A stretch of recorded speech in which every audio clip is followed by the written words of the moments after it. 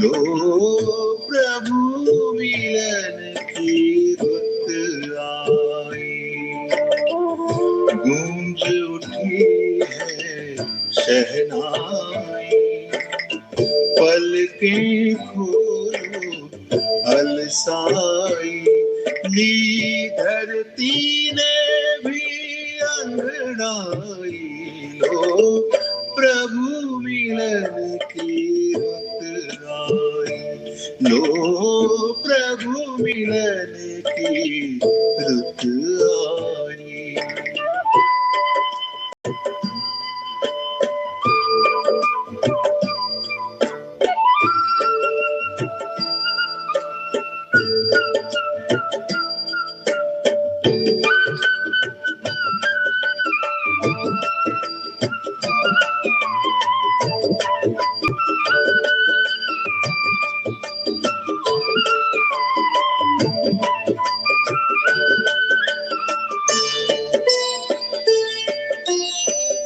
किरणों की बाहें खोले, प्राणों में मधुर रस घोले, किरणों की बाहें खोले, प्राणों में मधुर रस घोले, आओ आओ गूंजन है, आओ आओ गूंजन है, मंगल मधुर निमंत्रण है, ओ प्रभु मिलन की रुत आई, लो प्रभु मिलन की रुत आई।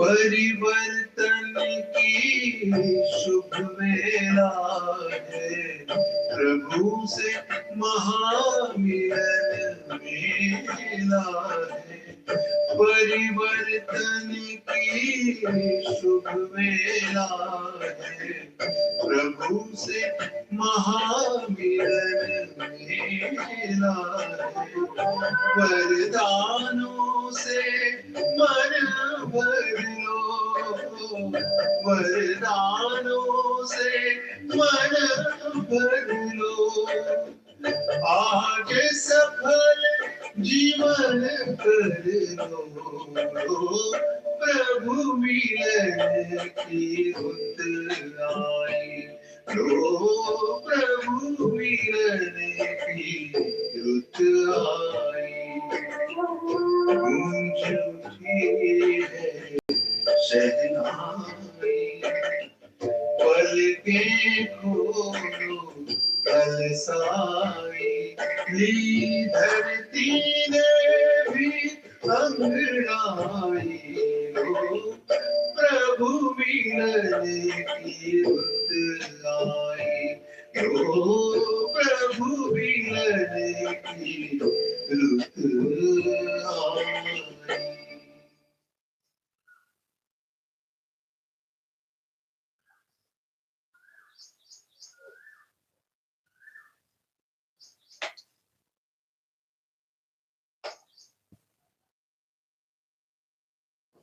ओम शांति।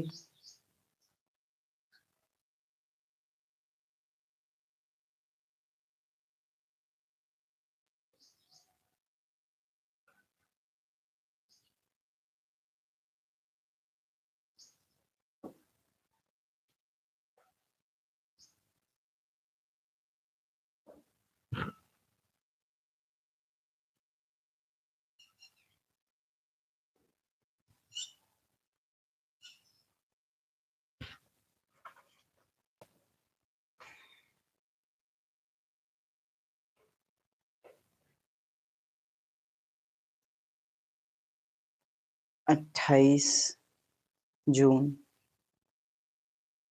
अव्यक्त बाप दादा रिवाइज 30/11/2010 मधुबन डायमंड हॉल।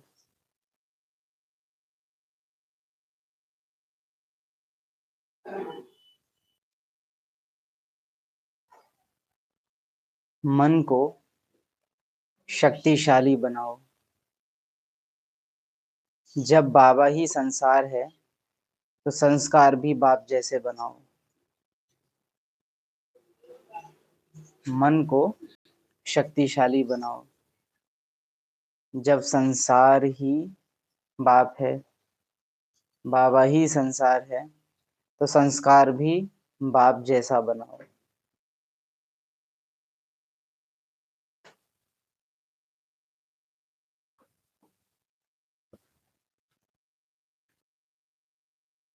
बाबा ही मेरा संसार है,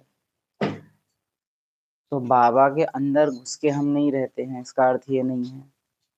लेकिन बाबा ही मेरा संसार है मतलब इस संसार को, इस ड्रामा में रहने का मेरा जो नजर है, जो तरीका है, वो बिल्कुल वैसा है जैसे बाबा का है। बाबा इस ड्रामा को नाटक की तरह देखते हैं, खेल की तरह देखते हैं, यात्रा की तरह देखते हैं। मेरा भी वही नजरिया है। नाटक की तरह देखता हूँ, खेल की तरह देखता हूँ। तो बाबा मेरा संसार है। बाबा को सब आत्माएं ही अनुभव होते हैं क्योंकि हैं ही आत्मा। माना उसको जो चीज जैसी है वैसी ही दिखाई देती है। वो कभी भी संस्कारों का चश्मा पहन के ड्रामा को नहीं देखता है। इसलिए ना तो सतयुग में और ना ही कलयुग में किसी चीज से वो प्रभावित नहीं होता। कलयुग को देख के बाबा को दुख नहीं होता, सतयुग को देख के बाबा को सुखी नहीं होता, क्योंकि सुख दुख के संस्कारों का चश्मा पहन के वो कभी भी ड्रामा को नहीं देखता। न्यारापन है। आत्माओं को देखकर रहम जरूर आता है, वो भी आत्माओं को देखकर कि इनकी यात्रा पूरी हुई, अब इनको वापस घर आना ही है। ब्रह्मा को रहता है रहम, लेकिन शिव बाबा को उसमें भी क्या रहता है? निश्चय, आना ही है, चाहें या न चाहें। तो बाबा ही मेरा संसार, यानी मेरे संस्कार बिल्कुल जैसे बाबा देखे उस तरह से।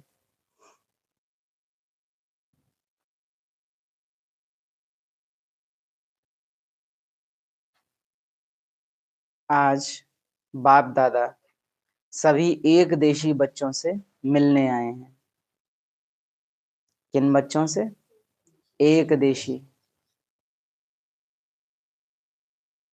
जो ओरिजिनल सबका देश है। जानते हो ना एक देश कितना प्यारा है। और जब बाबा कह रहे होते हैं एक देश कितना प्यारा है, या एनी टाइम बाबा कहें, जानते हो ना, तुमको तो पता है ना। तो कल भी कहा था कि हमको वो नहीं पता होता है, और बाबा कह रहे होते हैं कि पता होना चाहिए। बाप दादा भी उसी देश से सर्व बच्चों से मिलने आए हैं। आज बाप दादा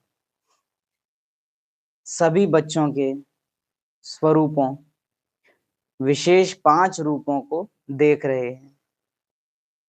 इसलिए 5 मुखी ब्रह्मा का भी गायन है। तो अपने 5 रूपों को जानते हो ना। पहला, सभी का ज्योति बिंदु रूप आ गया आपके सामने। कितना चमकता हुआ प्यारा रूप है। इस रूप को अनुभव करने में एक तो हो सकता है कि आप ये अनुभव करो कि मुझे चमकती हुई आत्मा दिखाई दे रही है, या दूसरा आप ये अनुभव कर सकते हो कि मैं आत्मा स्वयं ही चमक रही हूँ, मुझसे लाइट निकल रही है। ना कि एक बिंदु को अपनी आंखों के सामने चमकते हुए देखेंगे। मुझसे लाइट निकल रही है।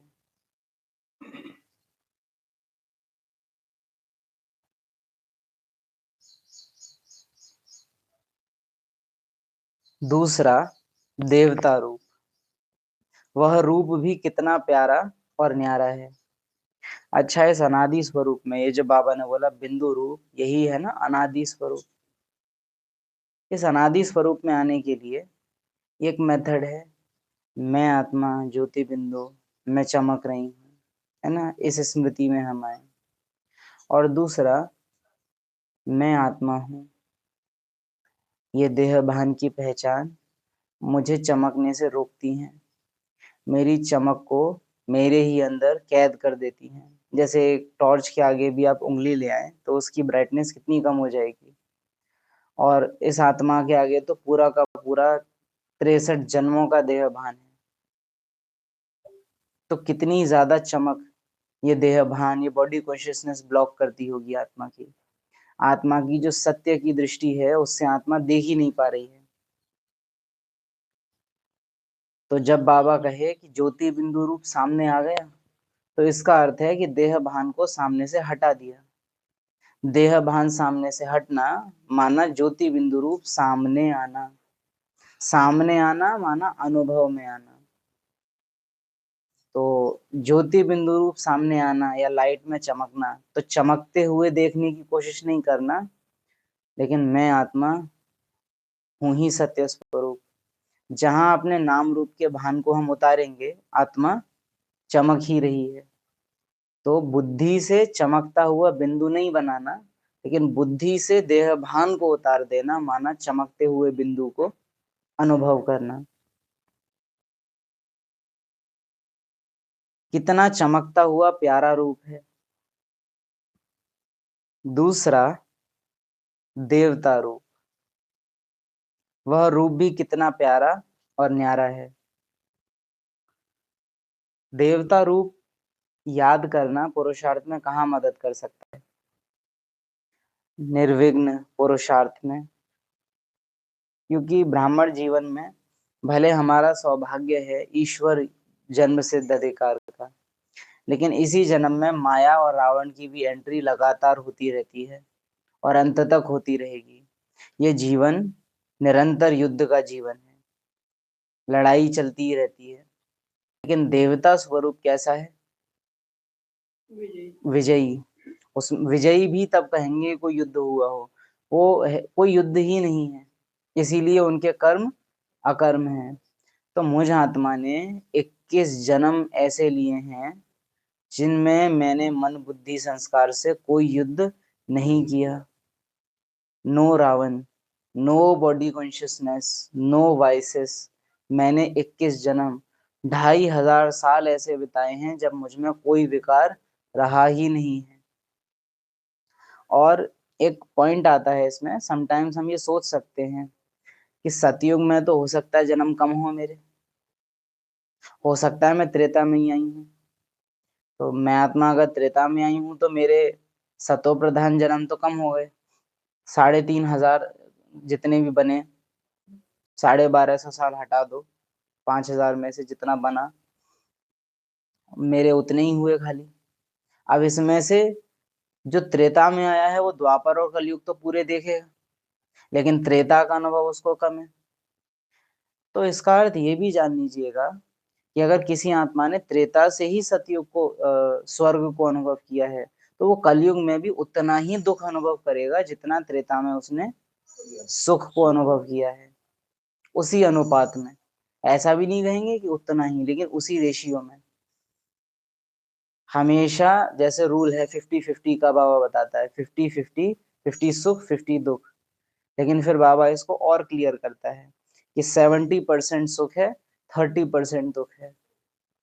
तो कोई आए कभी भी ये नहीं होगा कि अरे इसने सतयुग मिस कर दिया तो दुख उतने ही भोगेगा लेकिन सुख कम हो गया, नहीं। त्रेता में भी आया है तो सुख उसने कम देखे हैं, तो दुख भी कम ही देखेगा। ये नहीं है कि उसे 84 जन्म लेने वाली आत्मा की इक्वल परिस्थितियां आ जाएंगी, ऐसा नहीं होगा उसके आगे। हालांकि परिस्थितियों से दुख अनुभव करना या ना करना ये आत्मा की अपनी कैपेसिटी भी होती है, लेकिन परिस्थिति भी तो होती है। सेम परिस्थिति में 84 जन्म लेने वाली सबसे पहली आत्मा कोई दुख में नहीं है, लेकिन सेम परिस्थिति में 84 जन्म लेने वाली सतयुग की 9 लाखवीं आत्मा थोड़ा ज्यादा अनुभव करेगी। पहली आत्मा के कंपैरिजन में तो थोड़ा ज्यादा ही अनुभव करेगी। तो ये स्मृति रखना कि कोई किसी भी नंबर पे आया हो, उसके पेपर उसकी अपनी क्षमता के हिसाब से ही आते हैं, चाहे जन्म कम हो चाहे ज्यादा हो। आत्मा अपना पार्ट पूरा ही बजाती है और उसका पूरा पेपर उसके अपने हिसाब से ही आता है। तो देवता स्वरूप, निर्विघ्न, निर्विकारी, बिना युद्ध का समर्पणमय जीवन, जीवन मुक्त जीवन, ये स्मृति मुझे याद दिलाता है। जब विकार कंटिन्यूअस एक के बाद एक आ रहे हैं और संस्कार हावी हो रहे हैं, ऐसे में अनादि स्वरूप आप याद कर नहीं पाओगे, क्योंकि उसके लिए बहुत अच्छी स्टेज चाहिए। लेकिन देवता स्वरूप याद करके आत्मा अपने को स्मृति दिला सकती है कि मैंने कितने साल, कितने जन्म ऐसे लिए हैं जहां मैंने कोई युद्ध विकारों से किया ही नहीं, तब विकार थे ही नहीं, है ना। मैंने ऐसे जन्म लिए हैं जहां गुण तो थे लेकिन विकार नहीं थे, लेकिन मैंने कोई भी जन्म ऐसा नहीं लिया है जहां सिर्फ विकार थे और गुण नहीं थे। अंडरस्टैंड ना। द्वापर कलयुग में भी ऐसा तो नहीं है कि गुण विलुप्त हो गए, गुण हैं। द्वापर से स्टार्ट होगा कि 100 में से 99 गुण तो एक विकार, फिर धीरे धीरे वो परसेंटेज बढ़ती चली जाएगी। लेकिन कलयुग के एंड में आते भी कभी भी ये नहीं होगा कि 0 गुण और 100 विकार, है ना। फिर भी 8-10% हमेशा रहेंगे गुण, विकार कभी भी पूरे हावी नहीं हो सकते।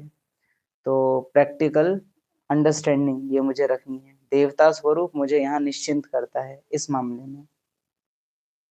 मेजॉरिटी आत्माएं देवता स्वरूप को याद करती हैं, स्वर्ग, पुष्पक विमान और भाईचारा है, इतने बड़े बड़े महल, वैभव, संपन्न आत्मा हूं मैं। उसके लिए देवता स्वरूप नहीं है। देवता स्वरूप निर्विघ्न जीवन, जीवन मुक्त स्थिति, नेचुरल पुरुषार्थी जीवन की प्रारब्ध स्वरूप का प्रतीक है कि जहां बिना मेहनत के मैं आत्मा कितनी ऊंची स्टेज में हूँ। जमा का खाता मेरा कितना रहा है, तो जरूर इस संगम युग में मैंने इतना किया है, तब तो वो प्रारब्ध पाई है। पुरुषार्थ मैं करके ही रहूंगी, मुझे विजयी बनना ही है। इसका प्रूफ है मैंने देवताई जन्म लिए हैं, ना कि अंदर के लालच के लिए सतयुग को याद करना है, देवता स्वरूप को याद करना है। बाबा कहता है तुम्हारी काया निरोगी कंचन मिलेगी। अब आप इसको बिना लालच के कैसे यूज करोगे बताओ। बाबा कहता है तुमको सतयुग में निरोगी कंचन काया मिलेगी। तो ये निरोगी कंचन काया को, वैसे तो ये लालच है एक रीति से कि वहां मुझे शरीर कभी बीमार नहीं पड़ेगा, लेकिन इसको बिना लालच का यूज करके दिखाओ, क्योंकि बाबा ने लालच की फीलिंग से नहीं बोला होगा। अब बोलता भी है ना तो उसमें भी आप हमेशा ज्ञान ढूंढ सकते हो। आपके पास तो पारस दृष्टि है ना, पारस बुद्धि है, तो ये क्या लॉजिक इसमें ढूंढ सकते हो अब जिसमें लालच भी ना आए और ये ज्ञान युक्त हो जाए। निरोगी कंचन काया, ये ब्राह्मण के पुरुषार्थ को कैसे सपोर्ट करेगा। हर एक स्वरूप में यही होगा, वो ब्राह्मण को सपोर्ट करेगा हर एक स्वरूप। मेरा इस शरीर से कोई मोह नहीं होगा।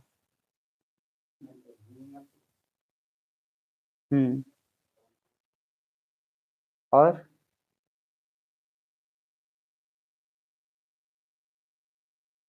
अभी आत्मा मैं को फील करेगी, देह से न्यारी स्थिति।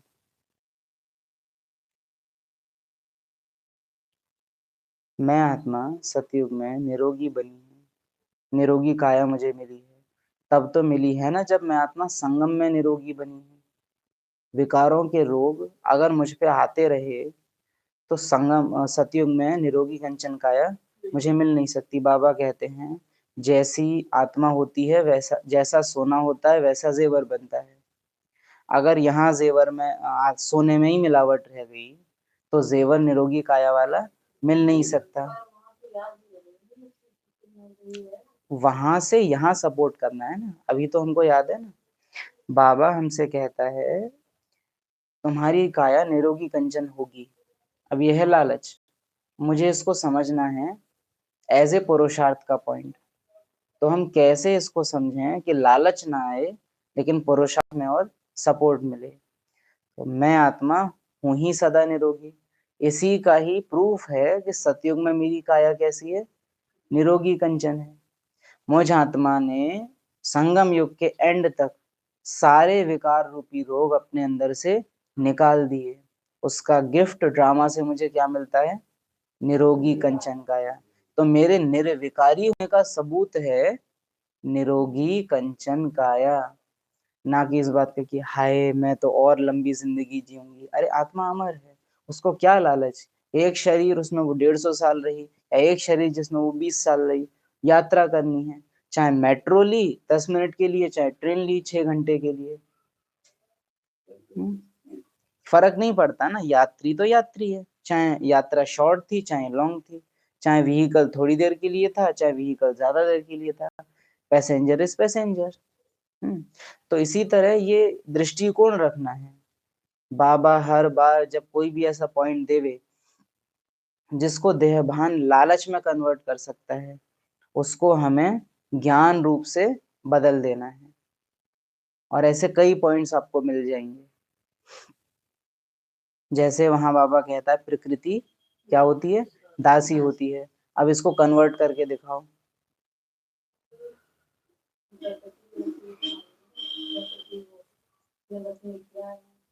क्योंकि संगम युग में मैंने प्रकृति को अपने वश में किया।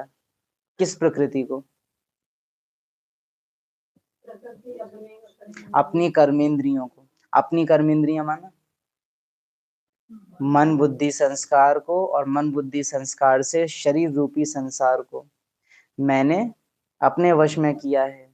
तो इसका सबूत है सतयुग में प्रकृति सहयोगी रहती है। दासी से भी अच्छा शब्द है सहयोगी रहती है। बाबा दासी कहता है क्योंकि बाबा कुछ ज्यादा ही न्यारे हैं, है ना। हम थोड़ा सहयोगी कहें तो शब्द थोड़ा बेहतर है, वो तो प्रकृति पति हैं। तो ये तरीका है, जहां देहभान के लिए लालच की मार्जिन हो वहीं आप उसे ज्ञान युक्त रूप से परिवर्तन कर सकते हो।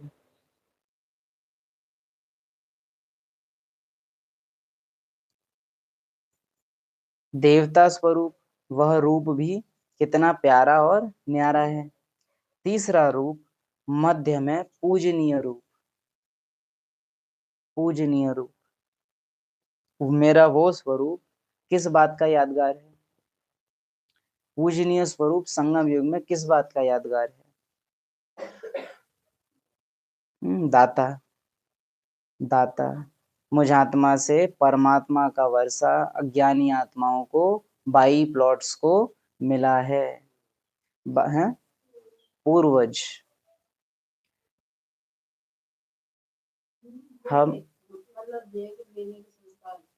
हम हाँ, पूर्वज हम पता है सिर्फ किनके हो सकते हैं, ब्राह्मण आत्मा एक दूसरी ब्राह्मण आत्मा की पूर्वज हो सकती है, लेकिन एक ब्राह्मण आत्मा अज्ञानी के लिए कभी भी पूर्वज नहीं होगी, वो देवता होगी। अज्ञानियों को पूर्वज का कॉन्सेप्ट ज्यादा समझ में नहीं आता है। देवता पूर्वज भी देते हैं अपनी आगे की पीढ़ियों को, और देवताएं भी देते हैं अपने भक्तों को। अज्ञानी आत्माएं भक्त स्वरूप को ज्यादा स्वीकार कर पाएंगी या वंशावली को कि हम देवताओं के वंशज हैं। क्या समझते हो, वो इतने काबिल हैं कि वो अपने को वंशावली समझ पाए देवताओं की? तो क्या समझेंगे वो, भक्त। तो पूर्वज स्वरूप मुझसे मिला है, बाबा ने इस रथ के थ्रू आत्माओं को दिया है। यानी पिछले संगम युग में मैं आत्मा बाबा की सेवा के निमित्त बनी हूं।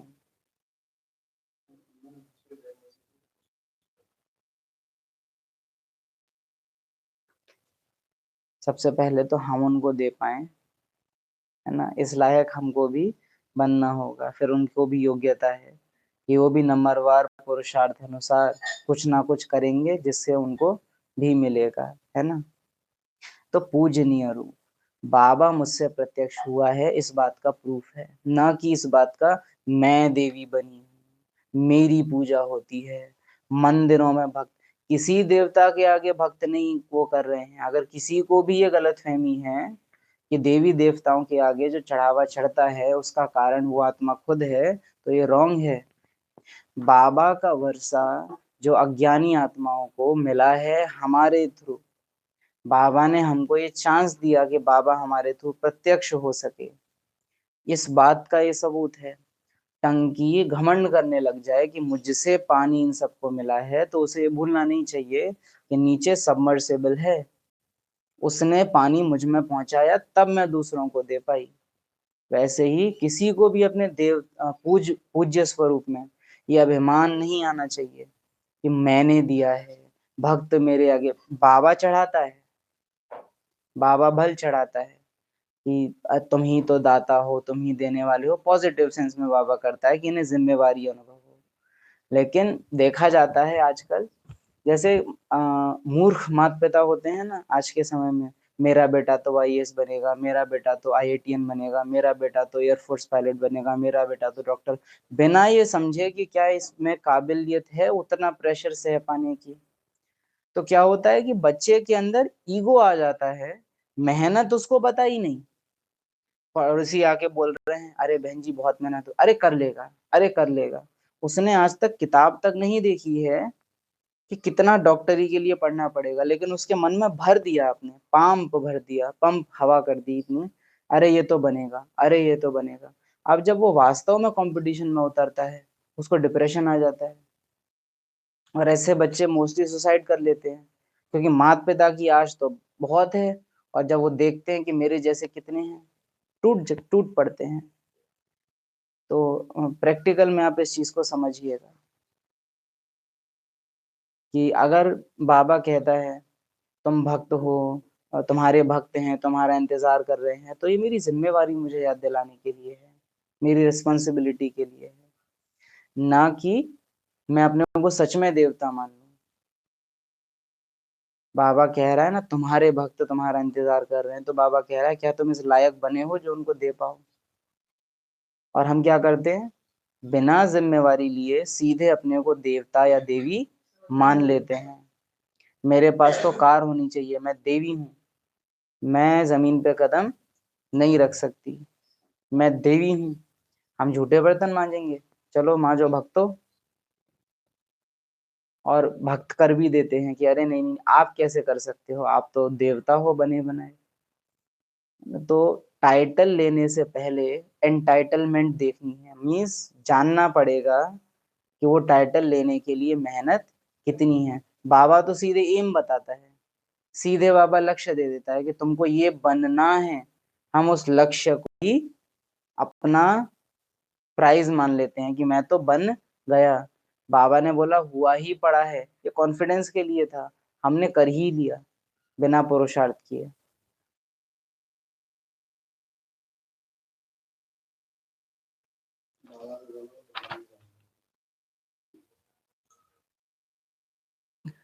कभी कभी हाँ हाँ।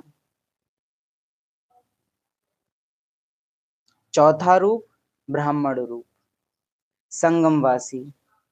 आजकल के टाइम में सबसे ज्यादा मिसयूज होने वाला जो स्वरूप है वो ब्राह्मण स्वरूप, वो है पूजनीय स्वरूप।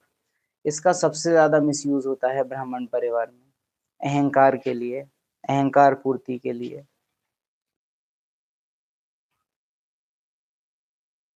तो चौथा रूप ब्राह्मण रूप संगमवासी, वह भी कितना महान है। और पांचवा रूप फरिश्ता रूप। यह पांच ही रूप कितने प्यारे हैं। आज बाप दादा बच्चों को मन की एक्सरसाइज सिखाते हैं, क्योंकि मन बच्चों को कभी कभी अपने तरफ खींच लेता है। बाबा के सामने जो बच्चे आज बैठे हैं ना वो ज्यादा सीरियस नहीं है पढ़ाई को लेके, क्योंकि बाबा उनको बहुत बेसिक बातें बहुत हल्के में समझा रहे हैं, ज्ञान डांस नहीं कर रहे हैं। बाबा कहे कभी कभी मन बच्चों को अपनी तरफ खींचता है, कभी कभी या ज्यादातर। तो आज बाप दादा मन को एक रस बनाने की एक्सरसाइज सिखा रहा है। सबसे वीक आकर्षण जो होता है, देखो 3 हैं जो आत्मा को अपनी तरफ खींच सकते हैं, मन, बुद्धि और संस्कार। इनमें सबसे पावरफुल आकर्षण किसका होता है?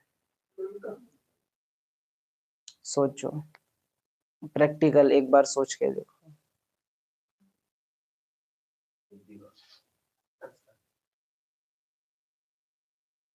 मन का क्यों हो सकता है? जिन्होंने कहा कि मन का पावरफुल होगा, तो ऐसे क्यों लगता है कि मन का पावरफुल होगा या बुद्धि का पावरफुल होगा? या संस्कार, कारण बताओ। जिन्होंने मन कहा निर्णायक बुद्धि होती है, इसलिए बुद्धि का पावरफुल होगा, ऐसा हम समझते हैं। मन का जिन्होंने कहा वो बताओ कारण।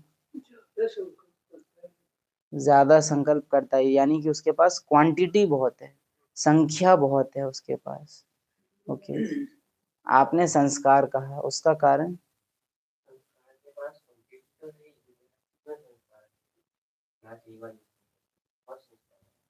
संस्कारों के पास बहुत लंबे समय की इकट्ठी भावना है। संस्कार है मतलब लंबे समय से कोई भी संस्कार है, संस्कार बना अर्थात उसको समय तो मिला हो, तो उसके पास इतने समय की इकट्ठित भावना है कि अगर संस्कार आ जाए तो बुद्धि निर्णय देते हम उसको विचारा कर देंगे। और किसी चीज का मन हो रहा हो बहुत, या मन अगर सुख कर रहा है तो वो भी कुछ बोलता हो तो भी हम उसको विचार कर देंगे और संस्कार इतने समय की इकट्ठी भावना है हमारी। अभी उत्तर कुछ बदला? मन का, बुद्धि का या संस्कार का, क्या समझते हो? मन के पास क्वांटिटी बहुत है लेकिन क्वालिटी नहीं है। छोटे छोटे छोटे छोटे फूल हैं उसके पास, लेकिन फूल कितना ही तेज मारे जाएं वो नुकसान नहीं पहुंचा सकते। बुद्धि निर्णय देके उन फूलों को गोला बनाती है। वो गोले जब कर्म में उतरते हैं उनके पास पावर आती है, तब वो संस्कार बनते हैं। आप सोच के देखिए, संस्कार है क्या चीज? मन ने सोचा, बुद्धि ने डिसीजन लिया, वो डिसीजन कर्म में आया, कर्म से फिर वो क्या बनेगा? संस्कार। तो सबसे ज्यादा पावर किसके पास हुई? क्योंकि उसके पास मन का संकल्प प्लस बुद्धि का डिसीजन प्लस कर्म का अनुभव। तो जो मन का है वो भी उसका है, जो बुद्धि का है वो भी उसमें है, और जो कर्म का अनुभव है वो भी उसके पास है। और संस्कार बनता कब है? जब मन बार बार एक ही संकल्प करे, बुद्धि बार बार उसी को पास करे, तब जाके संस्कार बनता है। तो कितनी ज्यादा पावर होती है संस्कार में? इतनी ज्यादा, जो भाई ने कहा कि मन कुछ भी सोच ले, बुद्धि निर्णय कोई भी ले ले, अगर संस्कार हावी होगा ना, तो ना बुद्धि उसके सामने टिकेगी। जैसे क्रोध का ही एग्जांपल आप ले लो, सबसे इजी समझ में आएगा। कितना ही आप सोच लेना मुझे गुस्सा नहीं करना, मुझे गुस्सा नहीं करना है, बुद्धि कितना ही डिसीजन ले ले मैं आत्मा परम धाम निवासी, लेकिन जब हावी होता है तो न मन के शांत स्वरूप संकल्प, न बुद्धि के परम धाम के चित्र, सब को चीर के संस्कार सीधे सेकंड में एक्शन में उतरता है, अकाल में। बहुत काल का अभ्यास है। संस्कारों के पास समय है, अनुभव की शक्ति है संस्कारों में, और अनुभव सबसे बड़ी अथॉरिटी है। इसलिए संस्कारों का आकर्षण सबसे पावरफुल होता है। मन को आकर्षित करने में अगर 5 मिनट लगते हैं तो बुद्धि को 2 मिनट लगेंगे, और संस्कार को अकाल। संस्कार एकदम हावी होता है, संकल्प फिर भी आएंगे तो दिखेंगे आपको, बुद्धि डिसीजन लेगी तो चित्र वगैरह बनाने में ये सब में टाइम जाएगा थोड़ा बहुत। संस्कार सीधे कर्म में उतरता है, वो मन को और बुद्धि को दोनों को बाईपास कर सकता है। मन बुद्धि और संस्कार को बाईपास नहीं कर सकता। बुद्धि जब तक कमजोर है वो संस्कारों को बाईपास नहीं कर सकती, लेकिन संस्कार हमेशा इतने सक्षम होते हैं कि वो मन और बुद्धि को बाईपास कर दें, हमेशा। द्वापर युग में मन और बुद्धि भले यूज होने लगे हैं, लेकिन फिर भी ज्यादा हावी क्या है? संस्कार, जो बिगड़ने नहीं दे रहे हैं। मन और बुद्धि एंट्री कराना चाह रहे हैं उस समय विकारों की। क्या लगता है हमारे मन बुद्धि संस्कार में सबसे ज्यादा देह भान को सपोर्ट किसने करना शुरू किया होगा? नंबर बताओ, संस्कारों ने, बुद्धि ने, या मन ने? सबसे पहले रावण को सपोर्ट किसने किया होगा द्वापर में?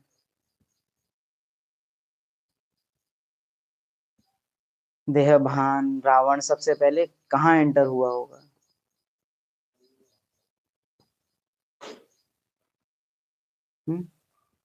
इतना मुश्किल नहीं है। बुद्धि। क्यों? चित्र बनाए होंगे। चित्र बिना संकल्प रचे बनेंगे?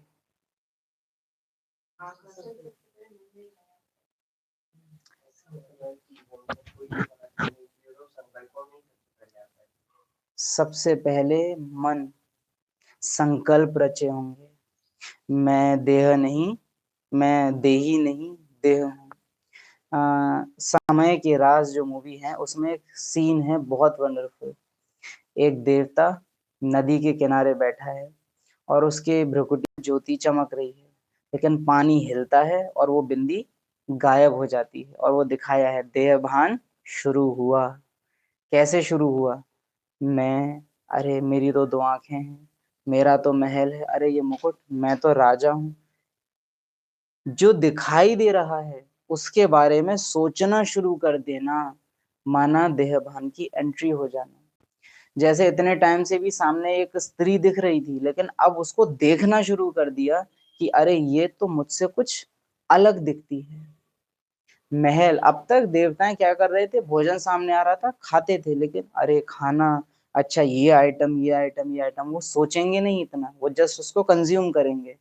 पुष्पक विमान में घूमने जा रहे हैं तो घूमने जाएंगे, ज्यादा सोचेंगे नहीं इस चीज को कि मैं पुष्पक विमान, मेरे पास तो इतने पुष्पक विमान हैं, मैं इतने बड़े राज्य का राजा हूं। वो कभी भी संकल्प नहीं करते, लेकिन पूरी राजा ही जी देते हैं। लेकिन जहां त्रेता आता है वहां धीरे धीरे संकल्पों में आना शुरू हो जाता है। जो उनको दिख रहा है उसके बारे में वो सोचना शुरू कर देते हैं।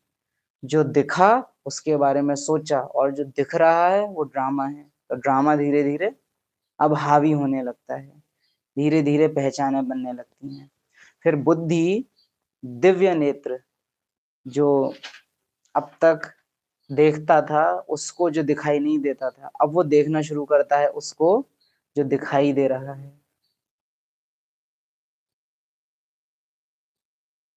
तो सबसे स्ट्रॉन्ग आकर्षण है संस्कारों का, इतना स्ट्रॉन्ग कि द्वापर में विकार एंट्री कर जाएंगे बहुत इजी, अगर आत्माओं में सतयुग और त्रेता के पवित्रता के संस्कार ना हो तो।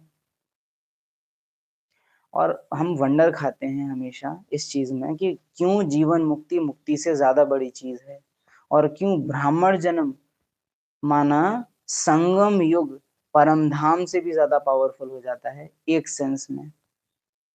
एक तरफ इब्राहिम या इन सब की आत्मा भी द्वापर में उतरेगी, है ना, मुस्लिम धर्म की धर्म पिता सबसे पहले उतरेंगे और वो स्थापन होगा। कितने जन्म पवित्र रह लेगी इब्राहिम की आत्मा? इब्राहिम का को जो भी बोलते हो उसको, कितने जन्म प्योर रहेगी? ज्ञानी आत्मा नहीं, मुस्लिम धर्म के जो धर्म पिता हैं वो मैक्सिमम कितने जन्म पवित्रता के लेंगे? केवल धर्म स्थापना तक, केवल 1 जन्म, वो भी पर काया प्रवेश के कारण। नेक्स्ट जन्म जाते ही सीधे काम विकार। परम धाम से आई हुई कोई भी आत्मा, क्या आप ऐसा समझते हो या बाबा ने ऐसा मुरली में बताया है कि 1 जन्म से बाद दूसरा जन्म वो प्योरिटी का ले ले?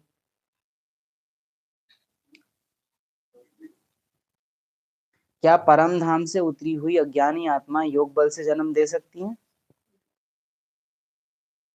देवताओं के गर्भ से उनको जो जन्म मिलेगा वो रहेगा उनका प्योर जन्म, क्योंकि काम विकार से उत्पन्न नहीं हुए। लेकिन उसके बाद जब वो संतान उत्पत्ति करेंगी तो क्या वो योग बल से कर सकती हैं? जिन्होंने योग लगाया नहीं कभी, उनके पास योग बल होगा? तो उनका पवित्रता कितना चला? सिर्फ एक जन्म। ब्राह्मण आत्माएं द्वापर युग में है, 21 जन्म जीने के बावजूद, कई जन्म विकारों के होने के बाद भी योग बल से जन्म देंगी। और सिस्टम उस तरह का हो जाएगा द्वापर में कि एक योग बल से, दूसरा भोग बल से, एक योग बल से, दूसरा तीसरा भोग बल से। योग बल रहेगा लेकिन वीक हो जाएगा बहुत ज्यादा। इसीलिए द्वापर युग की जो कथाएं बनी उनमें आप सुनते हो, सेब दे दिया बच्चा पैदा हो गया, खीर दे दी बच्चा पैदा हो गया, पानी दे दिया दृष्टि दे दी। वो सुनते हो ना उस समय की कथाओं में, ये बहुत ज्यादा इस बात का सूचक है कि हाँ भोग बल है लेकिन योग बल भी कुछ बाकी है।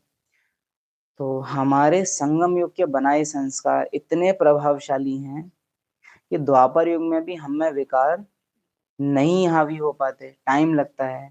लेकिन परम धाम से उतरी हुई आत्माओं पे एक जन्म असर नहीं करता, लेकिन दूसरे ही जन्म में विकार हावी होने लग जाते हैं। तो संगम युग का ये जन्म कितना महान समझोगे?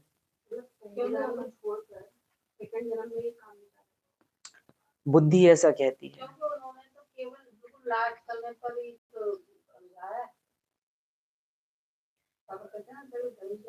हाँ,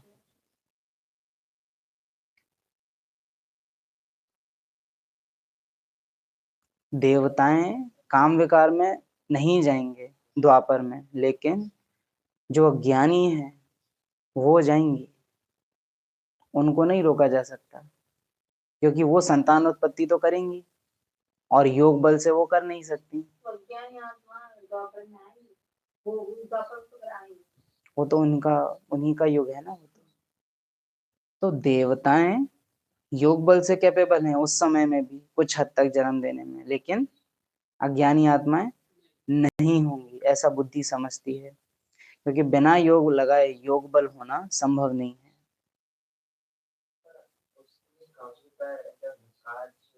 हाँ, डेफिनेटली वो केवल एक क्रिया है संतान उत्पत्ति के लिए, भोगना के लिए नहीं है।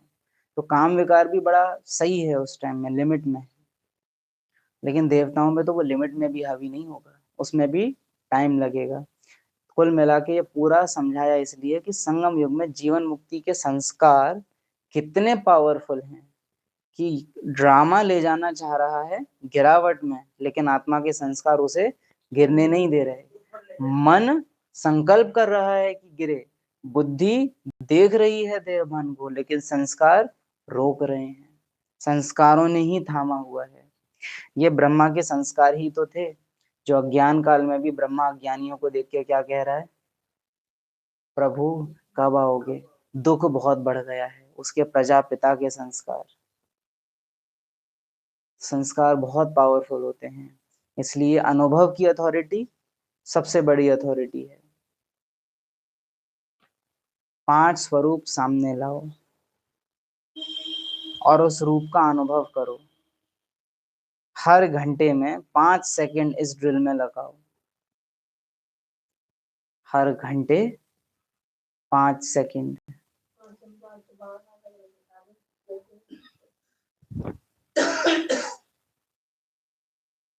हर एक रूप सामने लाओ, अनुभव करो, 1 सेकंड भी मन उस रूप में लाओ। समझते हो सहज है ना कि मुश्किल लगता है? एक्चुअली ये आपके मन में कितनी अपरिवर्तनशीलता है इसका सबसे बड़ा टेस्ट होता है 5 स्वरूप का अभ्यास। और वो भी हम बाबा को देखते हैं कि बाबा ये नहीं कह रहा होता कि पहले एक का कर लो फिर दूसरे का कर लो। 5 स्वरूप के अभ्यास में हमेशा हमने देखा है बाबा कह रहे होते हैं एक साथ करो, एक के बाद एक लाइन से करो।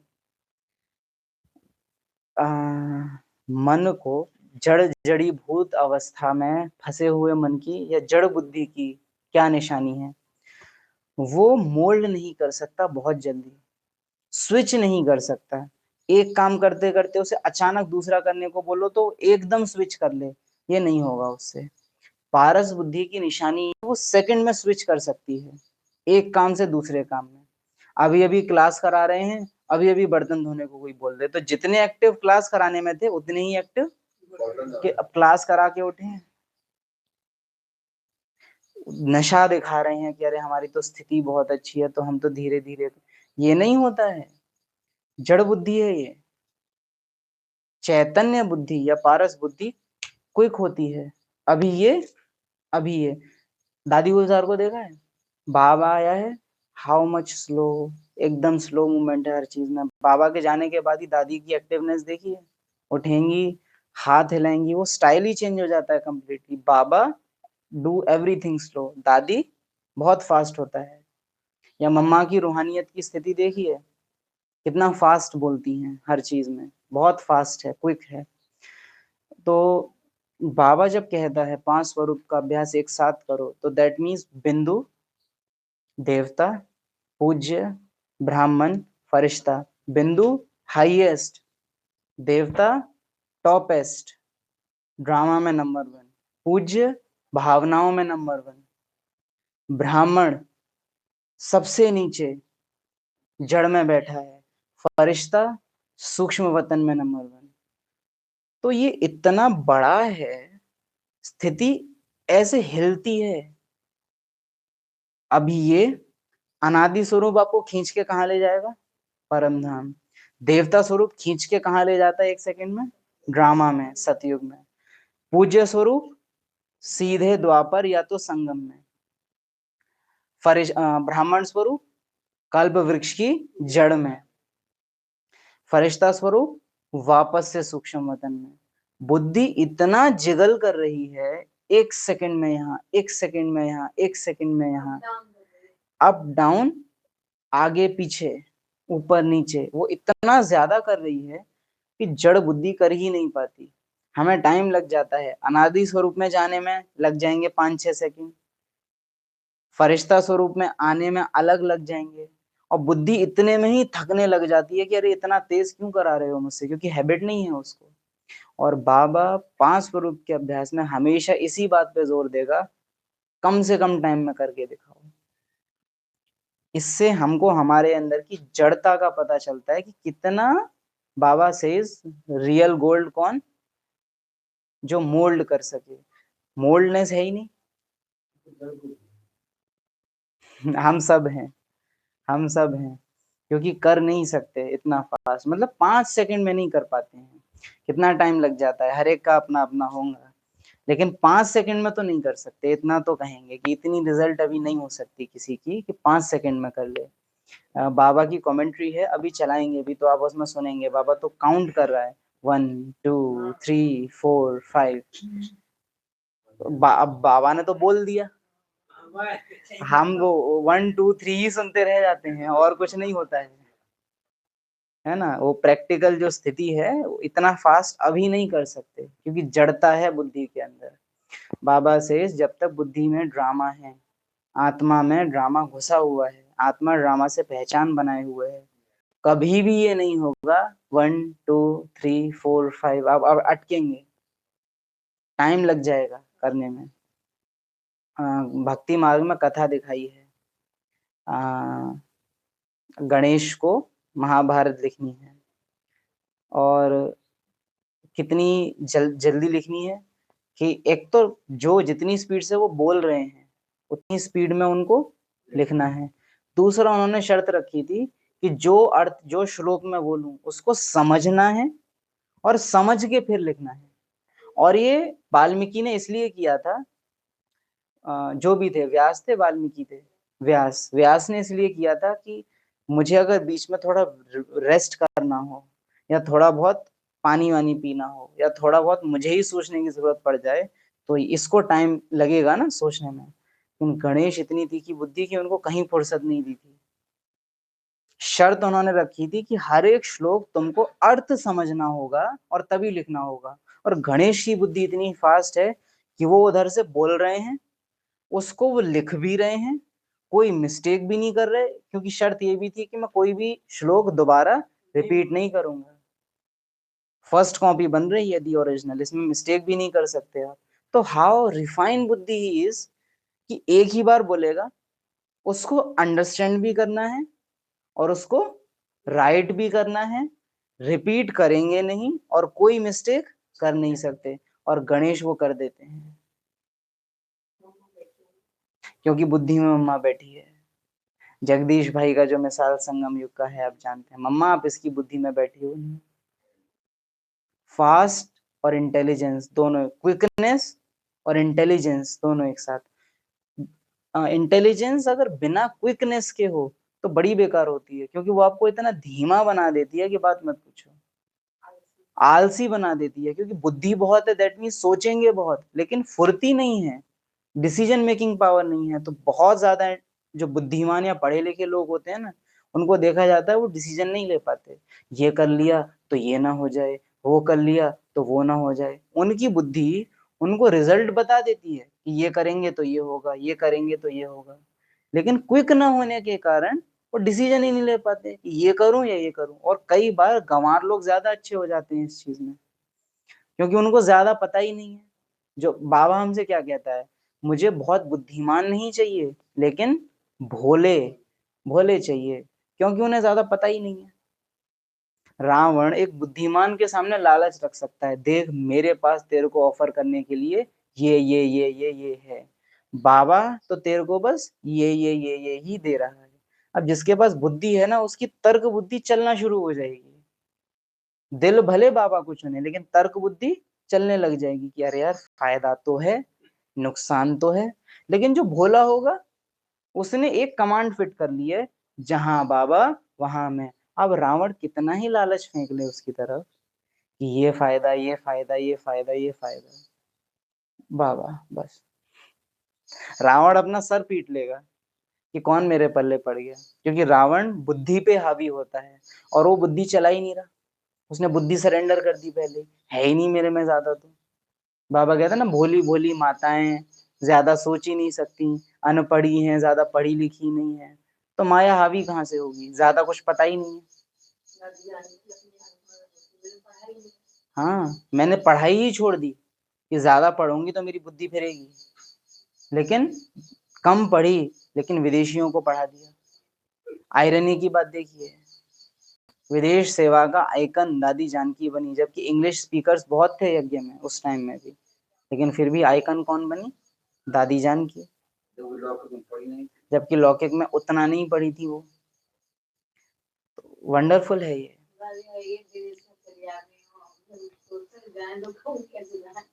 अरे विदेश सोचो, हम एक से दूसरे राज्य में चले जाते हैं तो हम दिक्कत आती है हमको।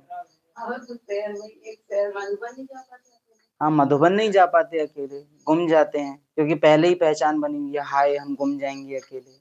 जड़ता की निशानी है ये, परिवर्तन स्वीकार न कर पाना या क्विक परिवर्तन न कर पाना, ये बुद्धि जड़ है, जड़ जड़ी भूत बुद्धि की निशानी है ना। तो क्या कह रहे थे,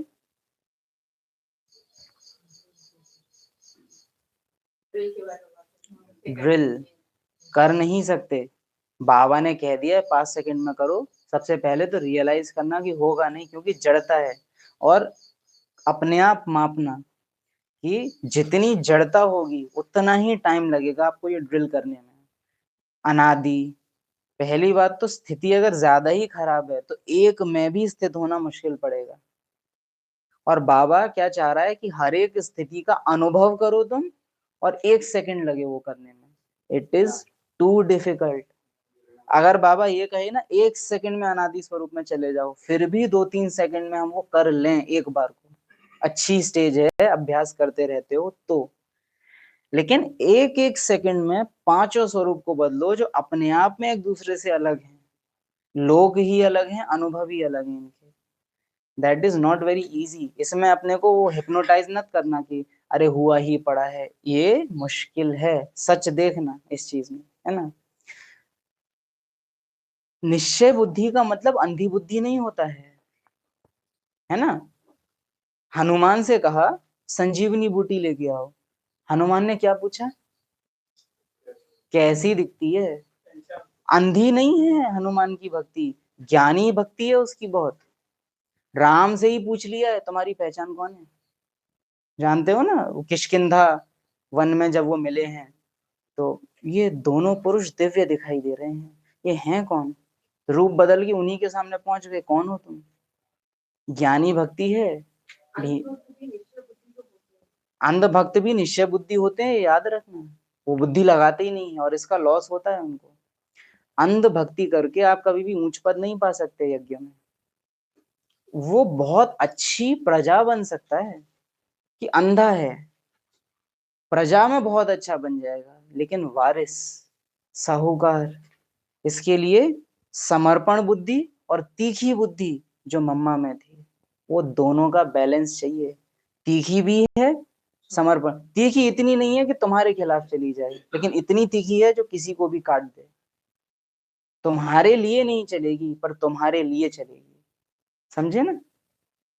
ऐसे नहीं चलेगी, ऐसे चलेगी हमेशा। राइट? अंडरस्टैंड ना? दादी जान की कहती थी। समझा? तो प्रैक्टिकल में ही समझना है। जो YouTube से क्लास कर रहे हैं वो क्या समझते हैं? 5 सेकंड की ये ड्रिल, एक एक सेकंड, ये पॉसिबल है कि अभी की स्टेज में ये हो जाए? एक सेकंड में कर लो, या जड़ता है अभी तो टाइम लगता है, 5 सेकंड से 10 सेकंड या 15 सेकंड या 20 भी लग सकते हैं। क्या समझते हो? अगर अपनी बीमारी मानोगे नहीं कि है, इलाज होने वाला नहीं है ना। मेरी हड्डी टूटी हो और मैं क्या कहूँ, अरे नहीं हम तो चल लेंगे, और टूटे पैर से चलने की कोशिश करो, वो और इतनी ज्यादा टूटेगी कि सर्जरी करना भी मुश्किल पड़ेगा। बीमारी को अगर समझोगे नहीं कि वो क्या है, वो इतनी बुरी तरह से बिगड़ेगी कि फिर संभलती नहीं है ना? ड्रिल तो है, लेकिन अभ्यास से की जा सकती है। यस, बिल्कुल अभ्यास से कर सकते हो, लेकिन स्वीकार करना पहले कि हाँ इतनी जड़ता अभी हम में है, अब इसको मुझे मिटाना है, क्योंकि एम मिल गया।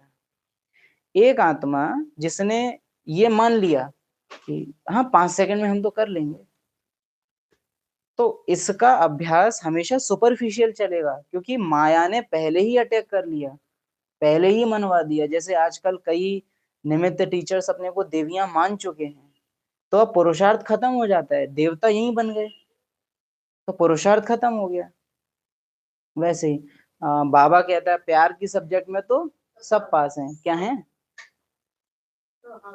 लेकिन हाँ कर दे। लक्ष्मी नारायण कौन बनेगा? कौन कौन बन सकता है?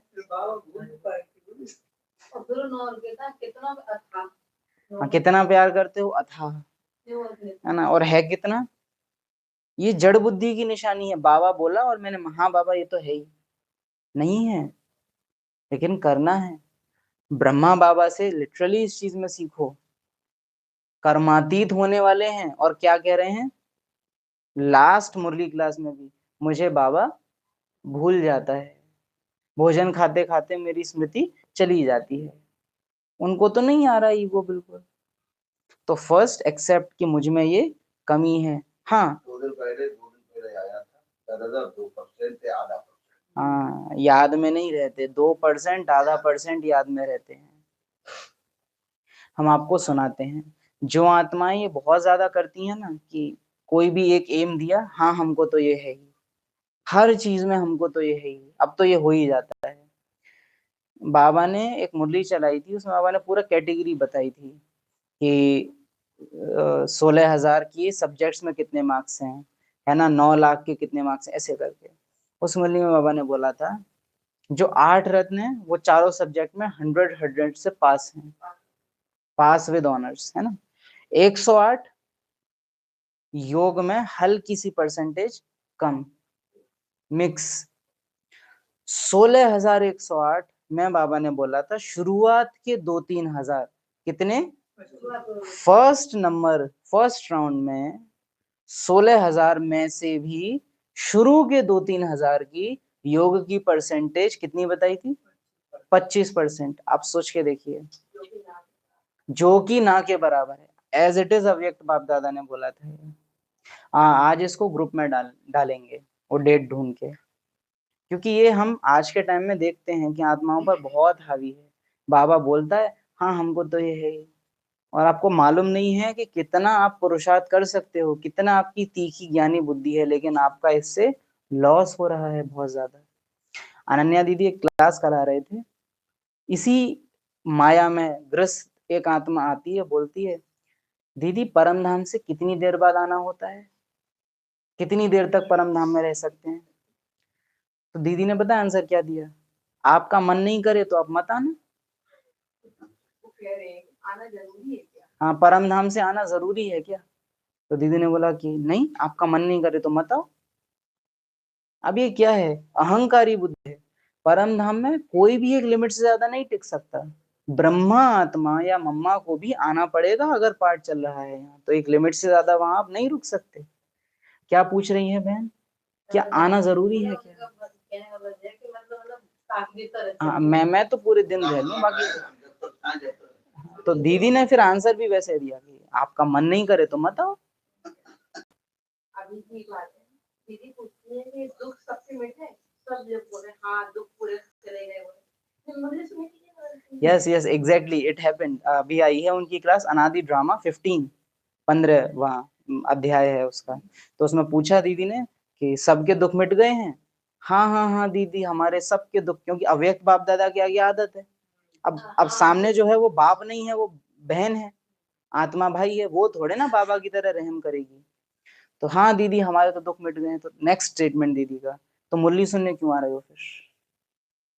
क्योंकि ये तो उन्हीं के लिए है जिनके अभी मिटे नहीं है।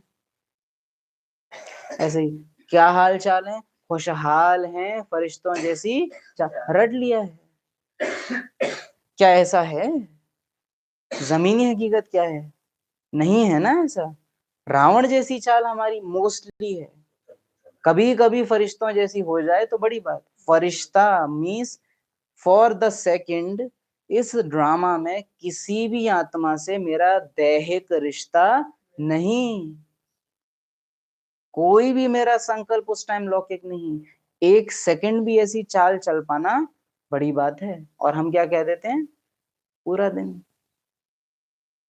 तो ये इस माया से बाहर आओ, इस भ्रम को अपने को तोड़ो। लाड़ प्यार में बिगड़ गए हैं हम बाबा के। छोटे बच्चे किस क्लास में पढ़ते हो, वो स्कूल क्लास सेक्शन सब बता देते हैं। हाँ सेम हमारे यहाँ कैसी है, वो एकदम रटा हुआ है और हाँ एकदम। फीलिंग कोई अनुभव। और ये आदिकाल से है ये माया यज्ञ में। जैसे बाबा हर एक बच्चे से पूछते थे कि बच्चे पहले कब मिले हो। ये इतना सुंदर चीज थी कि एज ए टीचर, अगर मानो हम टीचर हैं, मैं अपने स्टूडेंट्स को कभी ये रटाऊंगा नहीं कि बाबा तुमसे ये पूछेगा तो तुम ये आंसर। अरे ये एक परीक्षा थी, बाबा नेचुरल परखता था कि इसके अंदर से नेचुरल उत्तर क्या आता है। एक शिक्षक चाहे तो as it is question answer बता सकता है बच्चे को कि यही पेपर में आएगा तू कर दे, लेकिन टीचर क्या करता है, विधि सिखाता है, उसके आसपास के कई तरह के क्वेश्चन करा देगा, लेकिन सेम वही सवाल बच्चे को कभी नहीं बताएगा कि ये पेपर में आएगा। और उस टाइम टीचर्स क्या करते थे, रटा देते थे कि बाबा तुमसे पूछे ना कि पहले कब मिले हो, तो कहना हाँ बाबा मिले। तो फिर बाबा भी टॉन्ट कर देता था, सबक अच्छा याद किया है। हाँ, और कई फिर भी भूल, बाबा की अपनी स्टेज भी थी तो बाबा के सामने जाके गुम हो जाते, टीचर्स घुन्ना के देखती थी, इतना पूरे रास्ते पढ़ा के लाई थी। तो ये माया यज्ञ में आदिकाल से है कि बाबा कहेगा तुम तो हो ही दिल तक, और मान लेते हैं हाँ हम तो हैं ही। ये जैसे ड्रग्स होते हैं ना, कि है नहीं सुख लेकिन केमिकली उस सुख को अनुभव करना, वैसे ही होता है कि अभी वो स्थिति है नहीं लेकिन उसको अनुभव करने लगना, है ना। तो इस मायावी अनुभव से बाहर आना है, अपनी रियल स्टेज देखो, एक्चुअल अपना मैं कहाँ हूँ उसको रियलाइज करो। हाँ सोचो, आदि देवी स्वयं कह रही है कि 28 साल हो गए पढ़ते हुए, जरूर कुछ तो है ना जो अभी भी पढ़ रही हूँ। मम्मा इज नॉट क्लेमिंग कि हाँ मेरी स्टेज तो बहुत अच्छी है, जबकि है, लेकिन फिर भी वो क्लेम नहीं कर रही है। रमेश भाई पूछते हैं मम्मा आपने ऐसी स्टेज बनाई है, इसके मुख्य पुरुषार्थ क्या है या मुख्य गुण क्या है? जिसकी वजह से आप यहाँ पहुंचे। गुण तो रमेश बाबा के ही सब दिए हुए हैं, लेकिन फिर भी मैं अपने पे ध्यान दूं तो जिनकी वजह से मैं आगे बढ़ी हूँ तो मुख्य ये अपने बारे में वो आत्मा एकदम क्लियर है। हम क्लियर नहीं है, हमने अपने को ज्ञान से भ्रमित कर लिया है, बहुत ज्यादा ब्राह्मणों ने हिप्नोटाइज कर लिया है। बाबा बोलता है उधर से और हम रट लेते हैं उसे, और हम तो हैं ही, हम तो हैं ही। इतना कर लिया है कि लक्ष्मी नारायण हाँ, सब प्रैक्टिकल आंखों देखा स्टेज का हाल है ये। बाबा ने दादी जान, आप सोचिएगा गलती कितने लेवल पे आपसे हो सकती है। बाबा ने दादी जानकी से बोला, एवर रेडी हो, चलें? दादी ने बोला, हाँ बाबा मैं तो एवर रेडी हूँ, चलो। कहा, फिर नेक्स्ट स्टेटमेंट अव्यक्त बाप दादा का ऑन स्टेज, ठीक है चलो, सतयुग में भी अकेले ही राज्य कर लेना। गलती हुई, पूर्वज स्वरूप भूल गया, सेपरेट कर लिया आपने। हाँ बाबा मैं तो तैयार हूँ। और बाबा कितना ही प्यार में क्यों ना हो, ये याद रखना कि पीछे परम शिक्षक की जो उसकी पहचान है वो हमेशा जागी हुई है। वो प्यार में भी परख रहा है हर टाइम, कितना ही वो प्यार में क्यों ना हो, वो उस समय भी परखेगा तुमको। तो आप सोचिए कि दादियों से भी जब ये छोटी छोटी चीजें हो सकती हैं। दादी प्रकाश मणि को बाबा एक जगह हल्का सा डांट रहे हैं, रथ ठीक नहीं है, जबरदस्ती मत बुलाओ, ये बाप दादा को ठीक नहीं लगता, बाजा ठीक नहीं है। दादी ने फिर भी बोल दिया होगा कि नहीं जाओ बाबा को बुलाओ, तो बाबा ने फिर आके बोल दिया रथ में कि रथ ठीक नहीं है, दादी से ही बातचीत में मत बुलाओ। वहां दिख रहा था कि गलती हुई है दादी से, दीदी से, दीदी के साथ भी इंसिडेंट्स रहे हैं। तो इतनी हाई स्टेज पर भी आत्माओं से जब छोटी छोटी मिस्टेक्स हो सकती हैं, हम अपने को कहाँ समझते हैं। रमेश भाई फोटो खींच लिए, बाबा ने वो फोटो फाड़ के फेंक दिए। आदि रत्न है ये, और इनसे भी मिस्टेक्स हुई हैं। जो भी YouTube से क्लास कर रहे हैं वो अपने अनुभव से बताएं कि भ्रमित माया है या नहीं है। ऐसा नहीं है कि आत्मविश्वास तोड़ रहे हैं, लेकिन अति आत्मविश्वास, जैसे रावण को बहुत कॉन्फिडेंस है कि मैं तो राम को हरा दूंगा, तो कॉन्फिडेंस अगर ज्ञान युक्त नहीं है तो बड़ा डेंजरस है।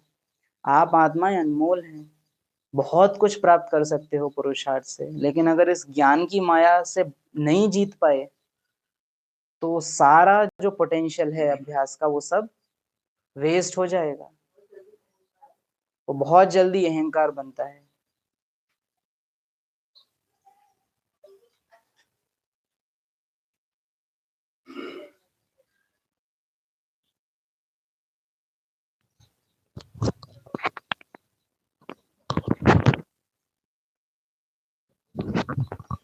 राधा बहन आपका माइक ओपन है, आवाज आ रही है आपकी तरफ से।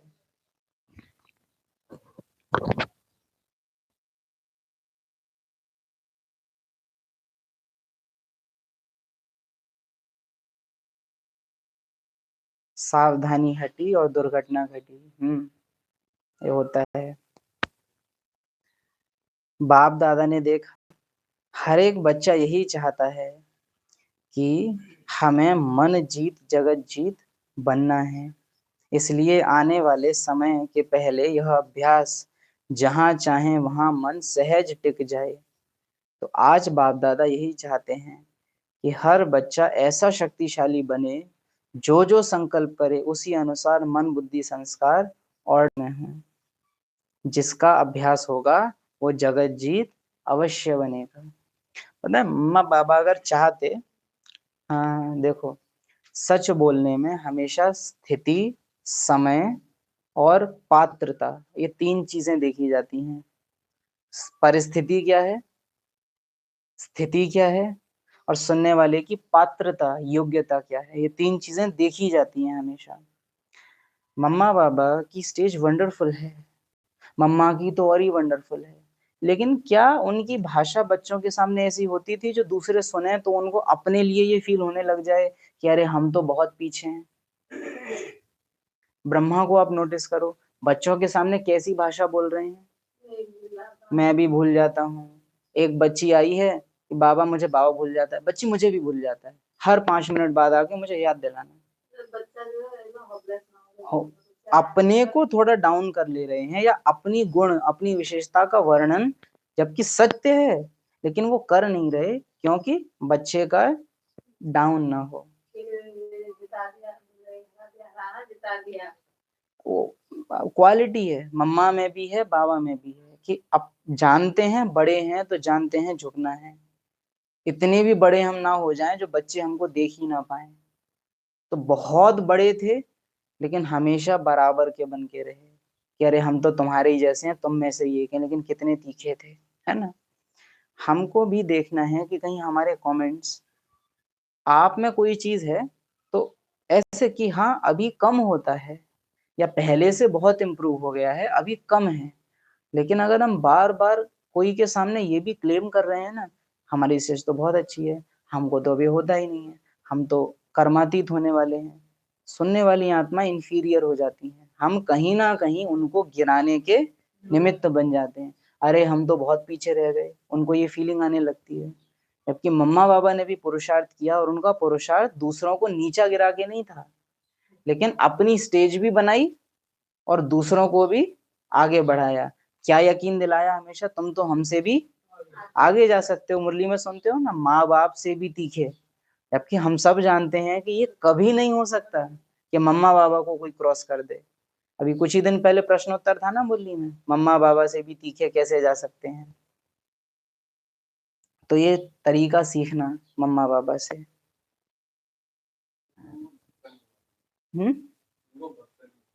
उनको भक्त नहीं बनाने हैं और उनको हमेशा याद है कि जो सामने हैं मेरे, वो मेरे बच्चे हैं, हमारे बच्चे हैं। इनके आगे मुझे क्या सिद्ध करना अपने को। बाप कभी बच्चों के सामने अपने को सिद्ध नहीं करता है। तो एक भाई को भी दूसरे भाई के सामने ये बैलेंस इतना बताओ कि उसको कॉन्फिडेंस आए, इतना भी बताओ जो उसको लक्ष्य मिले, लेकिन इतना भी ना बता दो कि वो अपने को बहुत पीछे समझ ले। अहंकार का विनाश करना है तो विकराल रूप रखो, लेकिन अगर एक बीज को पानी देना है तो बाढ़ नहीं, ओस की बूंद बनना होता है। उस समय में हम उस समय बाढ़ बन जाते हैं। तुम्हें पता है तुम्हें क्या क्या कर नहीं पता, हम बताते हैं, है ना। एक बार दिल से कहा बाबा तो 1000 बार बाप बंधा हुआ है। एक बार किससे कहा? दिल से। शक्तिशाली सहयोग देने के लिए। अनुभव है ना, सिर्फ समय पर इस अनुभव को प्रैक्टिकल में लाओ। बाप दादा बच्चों की एक बात देखकर दिल में बच्चों के ऊपर मुस्कुराता है। जानते हो कौन सी बात? सभी कहते हैं कि बाबा ही मेरा संसार है। कहते हैं ना कि बाप ही हमारा संसार है, कहते हो। अच्छा, बाप ही संसार है, दूसरा कोई संसार नहीं है ना। संसार दूसरा नहीं, लेकिन दूसरा क्या है? संस्कार दूसरा है। संसार दूसरा नहीं है लेकिन संस्कार दूसरा है।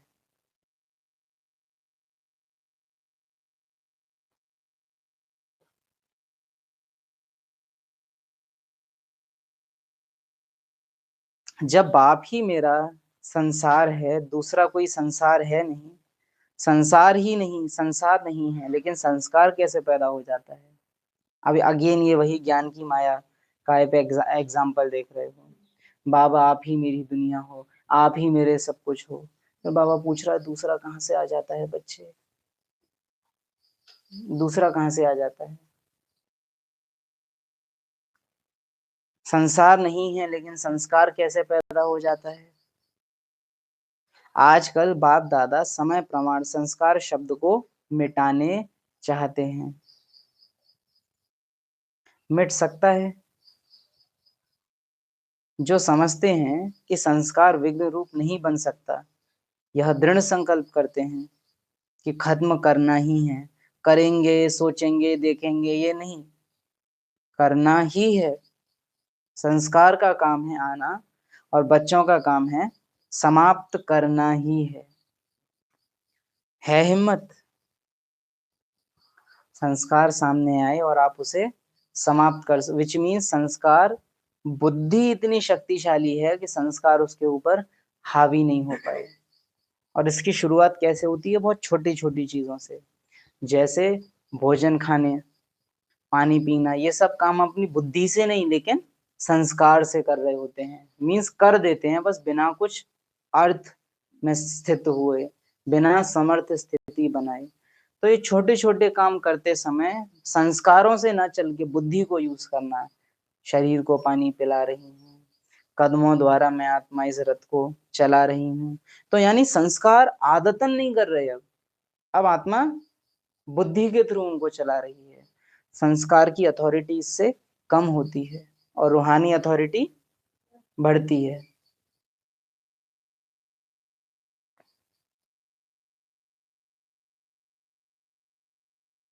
जो समझते हैं, बाप ने कहा, बाप का कार्य है लक्ष्य देना और बच्चों का कार्य है जो बाप ने कहा वह करना ही है। जो बाप ने कहा वो करना ही है। इसकी भी डेट फिक्स करो। जैसे भक्त लोगों ने डेट फिक्स की है, शिवरात्रि तो मनाते हैं ना, तो इसकी भी डेट फिक्स करो। क्या ब्राह्मणों के लिए अपमान की बात नहीं है कि बाबा ब्राह्मणों को किसकी मिसाल दे रहा है? क्या समझते हो, ये होना चाहिए? क्या दादियों को बाबा ने किया होगा कि दादियां भक्तों को देखो और तुम भी ऐसे करो?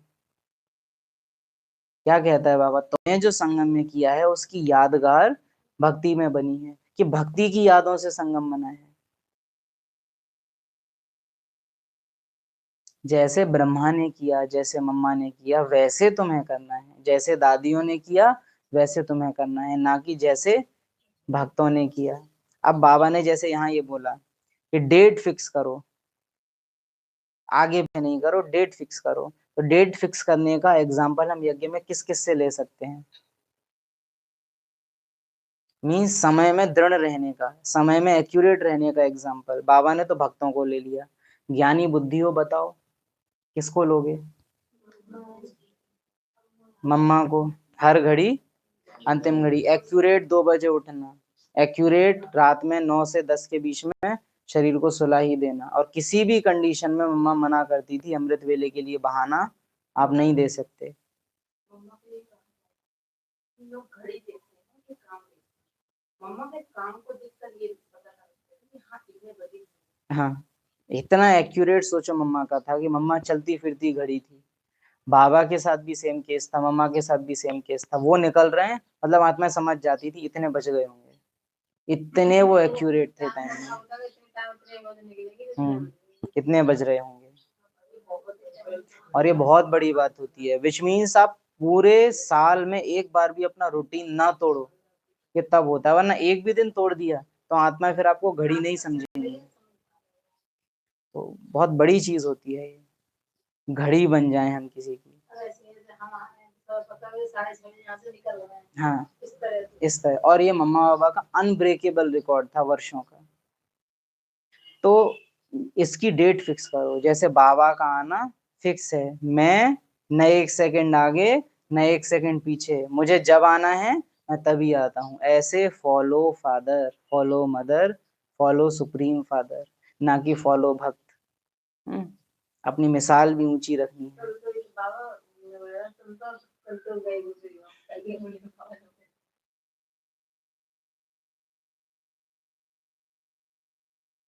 अंदर जो करेंगे तो देखने वाले भी वेरीफाई करेंगे, क्योंकि संपर्क में तो आएंगे ना। संस्कार किसी न किसी के साथ निकलता है ना। जब सर्वशक्तिमान है तो संकल्प को पूरा करना यह भी शक्ति है ना। सर्वशक्तिमान का मतलब ये नहीं है कि उसके पास बहुत ज्यादा पावर है। सर्वशक्तिमान होने का मतलब क्या है? सर्वस्मृतिवान। और बताओ, सर्वशक्तिमान अर्थात प्रैक्टिकली क्या? जैसे सर्वस्मृतिवान अर्थात जिसको अपनी सारी स्मृतियां, सत्य की स्मृतियां पता हैं और असत्य की स्मृतियां भी पता है, और वो आत्मा हमेशा जो सच की स्मृतियां हैं उन्हीं को पावर देती है ना।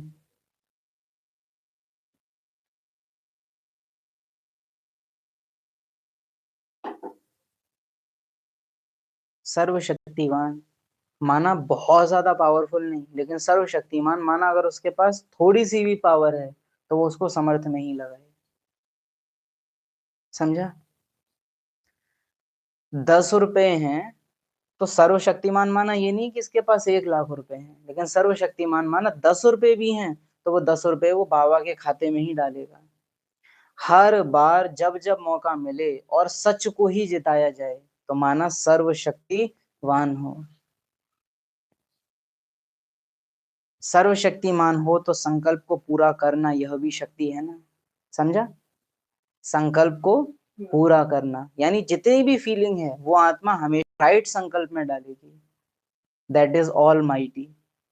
जैसे बाबा किसी भी फालतू की चीज में अपना टाइम नहीं डालता, तभी तो क्या कहते हो उसको? ऑल माइटी अथॉरिटी, सर्वशक्तिमान, सर्वोच्च सत्ता। बच्चों से ही प्रत्यक्ष होता हूँ, तुम बच्चों से ही बात करता हूँ, उन लोगों से मैं बात नहीं करता, उन पर तो मेरी नजर भी नहीं जाती। सतयुग में मेरी उसको जो करना है वो केवल वही करेगा। ब्रह्मा के तन में बैठा है और कोई बच्चा ऐसा सामने आ जाए कि उसको नहीं मिलना, चला जाएगा, ब्रह्मा संभाल रहा है। कोई ऐसा सामने आ गया जिससे उसको बात करनी है, कूद के, क्योंकि यहाँ मेरा काम है। तो ऑल माइटी ही नोज उसको अपनी माइट कहाँ लगानी है, कहाँ नहीं लगानी है, और जहां नहीं लगानी है वहां अरे बाबा थोड़ा देख लो ना। शिव बाबा बड़े नपे तुले हैं इस मामले में। जिसको नहीं उसको नहीं, जिसको हाँ उसको फिर कैसे भी हाँ, उसको फिर मैं बना के ही छोड़ूंगा। तो शिव बाबा ऑल माइटी है क्योंकि वो जानते हैं कि माइट किसको देनी है।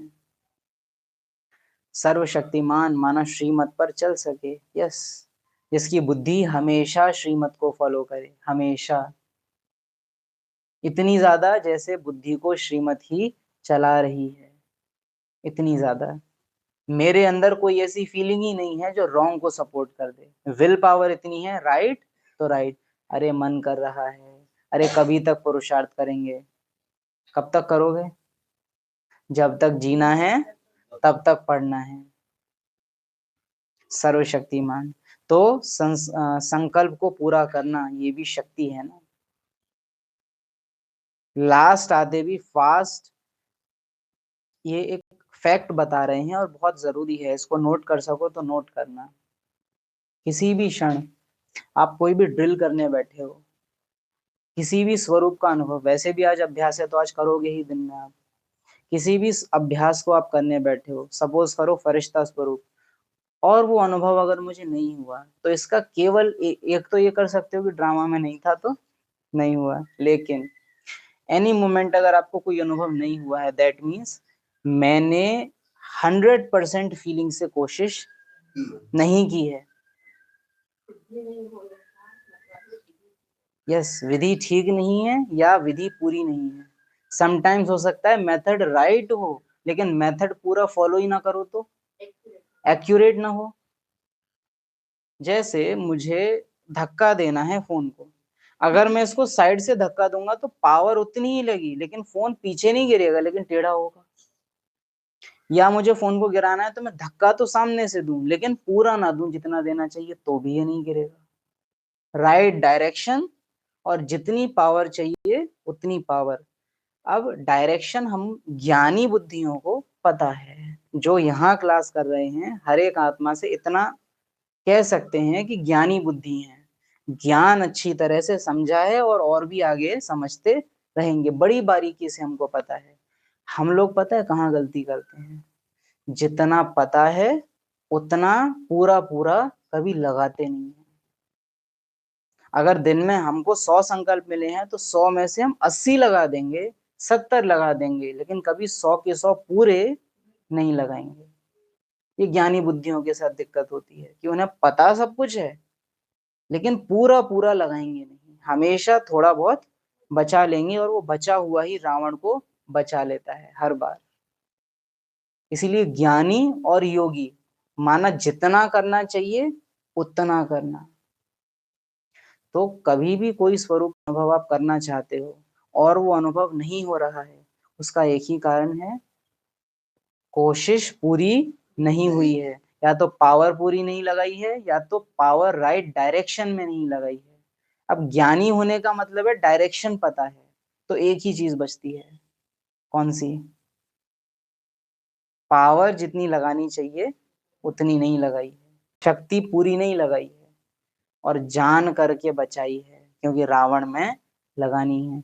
वरना ब्राह्मण आत्मा, संगम युगी अधिकार, जन्म सिद्ध अधिकार, अनुभव करना चाहे और अनुभव ना हो, ये हो नहीं सकता। नहीं होने का एक ही कारण है, बुद्धि बटी हुई है कहीं ना कहीं, और सूक्ष्म में जाके चेक करो, कुछ तो चल रहा है कहीं। जब आपकी बुद्धि 100%, मन 100% सपोर्ट कर दे ना किसी एक चीज को अनुभव करने के लिए, और वो अनुभव ना हो, ये कभी नहीं होगा, है ना। आज भी ये चीज चेक करना कि अनुभव करने में मेहनत मत लगाना, लेकिन सही बुद्धि लगाना।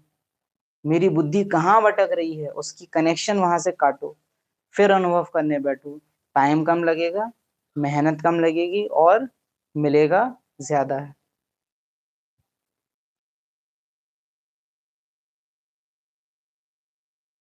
बाप दादा ने बहुत समय से कहा है, कोई भी सेंटर, चाहे देश चाहे विदेश के सेंटर और उसके कनेक्शन के सेंटर 6 मास निर्विघ्न रहकर दिखाएं। यूट्यूब से जरा बताएं कि ऐसा होता है नहीं होता, कि डायरेक्शन पता होता है लेकिन कभी भी जितना पावर उधर लगानी चाहिए उतनी हम लोग नहीं लगाते हैं, ज्ञानी होने के बावजूद। ऐसे है कि नहीं, क्या समझते हैं?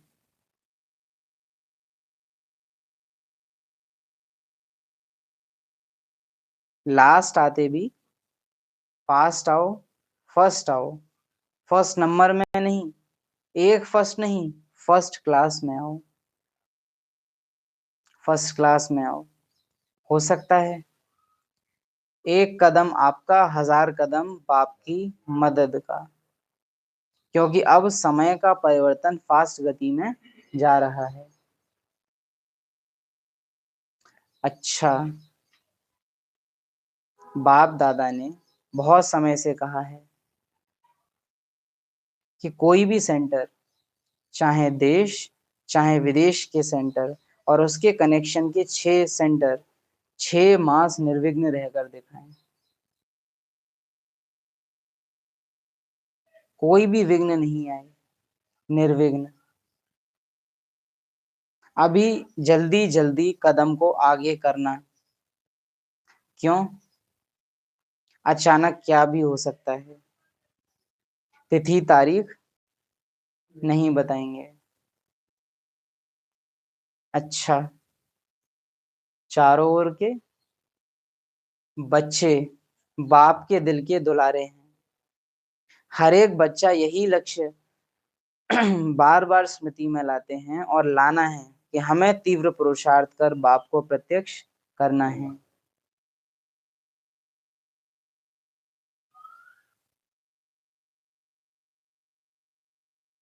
उतनी पावर नहीं लगा पाते, अलबेले रहते हैं।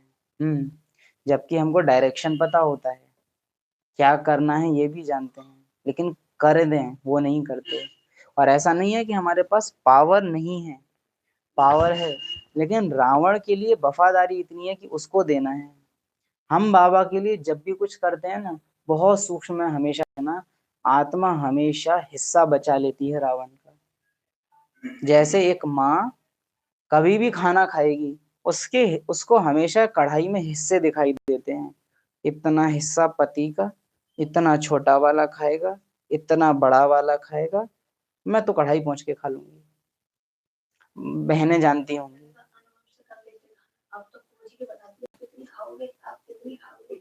है ना।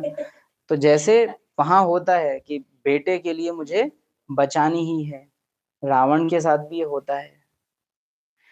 माया बाबा को देती है बहुत, आत्मा बाबा को देती है, बहुत देती है, लेकिन हमेशा रावण के लिए इतना पोर्शन बचा लेगी कि वो जिंदा रहे, मर ना जाए कहीं। कुछ दाने हमेशा बचाएगी, हमेशा। और ये आत्मा जान करके करती है। बहुत सूक्ष्म चेकिंग जब आप करेंगे तो आप पाएंगे, नहीं तो रोज इतनी मुरलियां सुन के हमारी स्टेज जहां है उससे बहुत ऊपर निकल जाए। लेकिन हमारी वफादारी है अच्छी खासी रावण के लिए, जिसको हम लोग देख नहीं पाते हैं।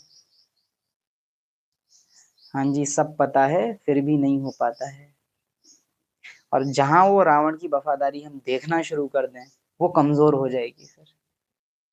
क्योंकि आत्मा जान करके कुछ गलत नहीं कर पाती। अगर उसको गलत करना है तो उसको उस गलत को गलत नहीं समझना होगा। रॉन्ग को रॉन्ग समझते हुए आप कभी भी किसी चीज में 100% एफर्ट नहीं डाल सकते, क्योंकि आत्मा बाई नेचर राइटियस है। गहरा राज है ये। आत्मा बाई नेचर धर्म की है, अधर्मी नहीं है आत्मा। तो आत्मा को अगर अधर्म करना है तो उसे अपने को भ्रमित करना होगा कि ये जो चीज है ये गलत नहीं है, सही नहीं है लेकिन गलत भी नहीं है। एक असमंजस, एक भ्रम, दुविधा जानबूझ के आत्मा अपने को उसमें रखेगी ताकि वो गलत कर पाए। इतना तो चलता है, अरे सब करते हैं, अरे बोर हो जाएंगे, इतना नहीं। अलग अलग कारण रहते हैं।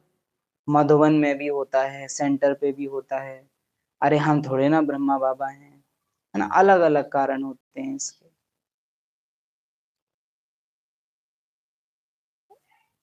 अभी जल्दी जल्दी कदम को आगे करना क्यों? अचानक क्या भी हो सकता है, तारीख नहीं बताएंगे। अच्छा,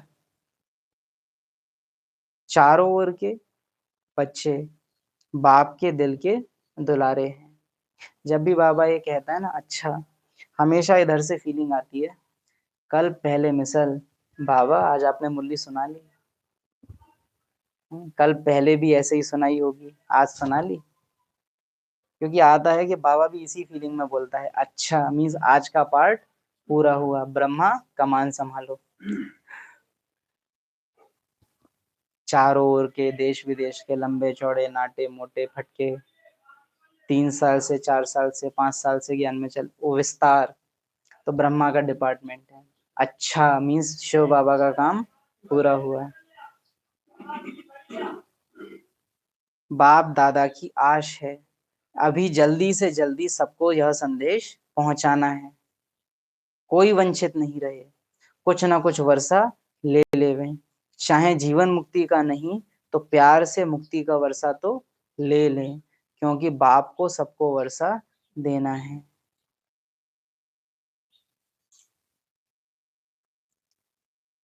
सभी तरफ के हर बच्चे को बाप दादा का बहुत बहुत प्यार और दुआएं स्वीकार हों।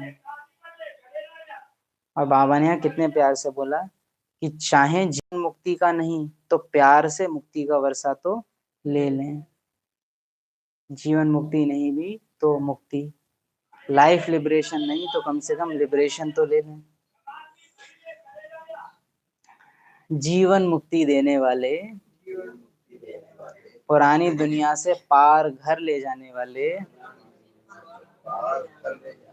5 स्वरूपों की स्मृति दिलाने वाले, संसार से संस्कार परिवर्तन कराने वाले,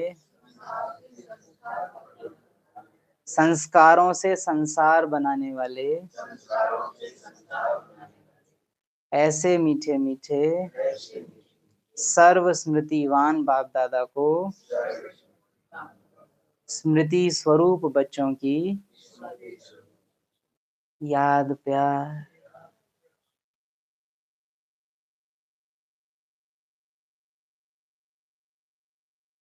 ओम शांति।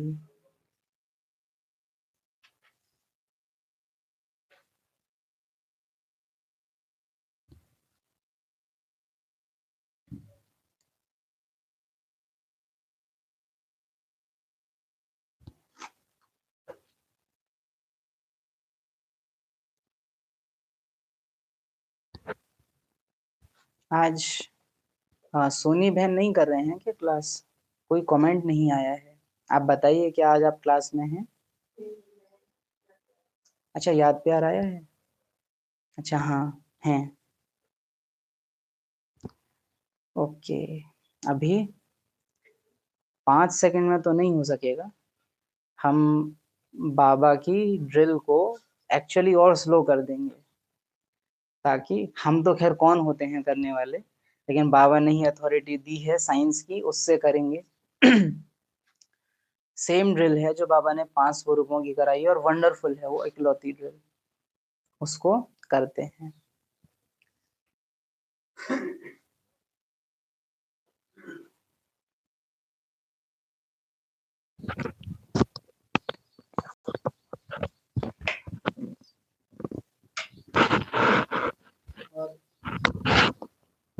हम कहेंगे रश नहीं करना है कि मुझे पहली बार में ही कर लेना है। कभी भी क्वांटिटी को कवर करने के चक्कर में क्वालिटी नहीं बिगाड़ना है ना। काम 10 पेज करना है तो गंदी राइटिंग में 10 कर दो, वो नहीं करना है। 10 पेज का है तो भी साफ राइटिंग में करो, भले टाइम लग जाए। बाबा को क्वांटिटी पसंद है कि क्वालिटी? क्वालिटी पसंद है ना, वारिस बनना है ना, तो क्वालिटी पे ध्यान देना। अगर अनादि के बाद, देवता के बाद फिर पूज्य में अटक जाओ तो घबरा नहीं जाना है कि अरे बाबा तो आगे निकल गए, नहीं, रुक जाओ, रुक जाओ, बीच में से गायब कर दो ब्राह्मण को, फिर फरिश्ते पे ही सीधे कूद जाओ। लेकिन अरे नहीं पकड़ूं मैं बाबा को, बाबा के संग ही चलूं, अगर यहाँ ऐसे बाबा के संग चलोगे तो लास्ट में बाबा के संग नहीं चल सकोगे।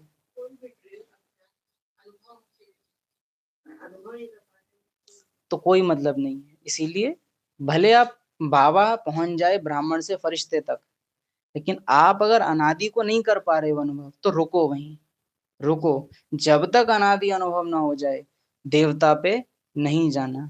क्वालिटी 10 बार ड्रिल करो और हर बार अनादि पे अटक रहे हो, अटके रहो, नो प्रॉब्लम, उसी को अनुभव करो अच्छे से, ऊंदो मत। बाबा ने फरिश्ता बोल दिया तो फरिश्ता नहीं, इससे फिर माया ज्ञान का भ्रम रच लेती है, नकली अनुभव करा देती है और असली अनुभव नहीं होते हैं। इसीलिए इस भ्रम की माया से सावधान। आज का तो टाइटल भी शायद कुछ ऐसा ही बनेगा, अनुभव की अथॉरिटी।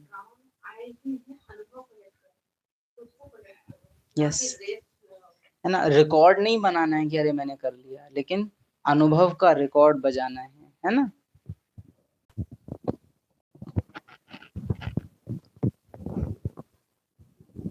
सिंगर्स को आप कभी भी नोटिस करना, अगर उनका गला ठीक नहीं है तो वो गाते नहीं है।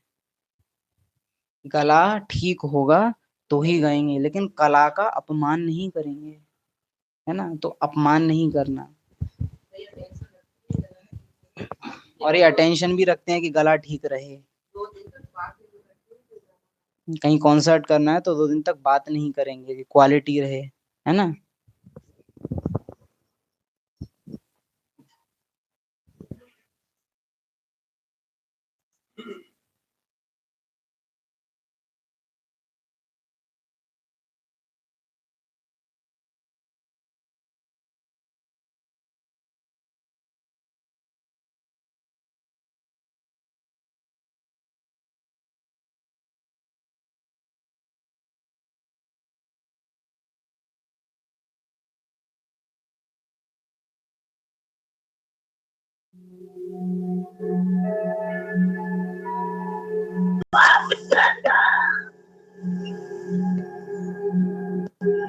सभी बच्चों की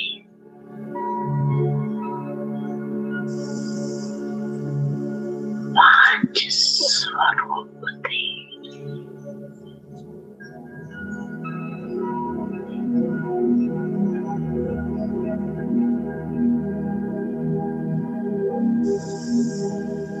पहला अनादि ज्योति बिंदु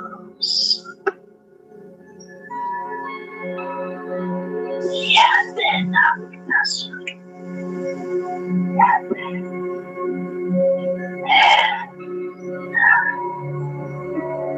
भूल तो नहीं जाती।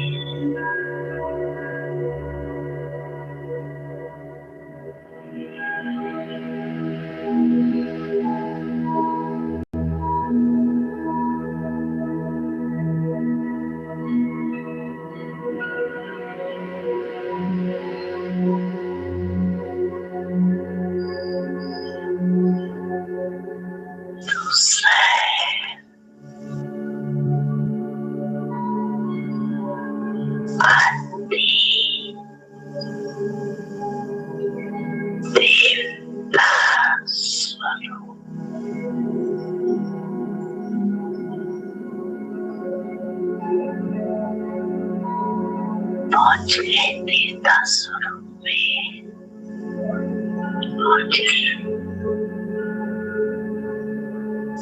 चले गए देवता रूप में।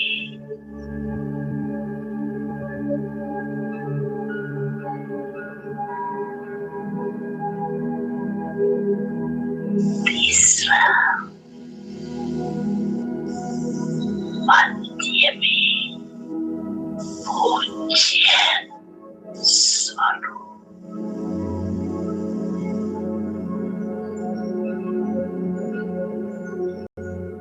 होता है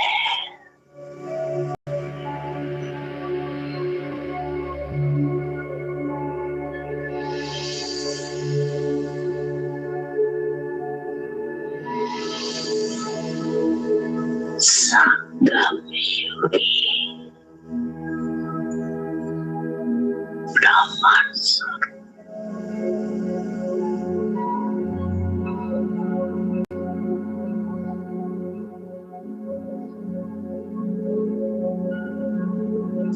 और लास्ट में है फरिश्ता स्वरूप।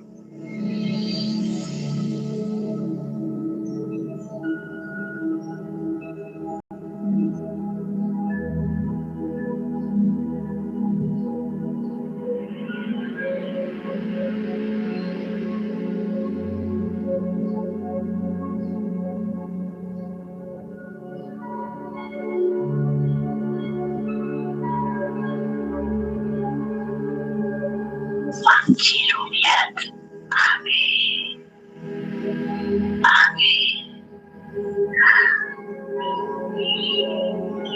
Ajay एक सेकंड में ये पंच रूपों में अनुभव कर सकते हो अपने 1 2 3 4 5 अनुभव कर सकते हैं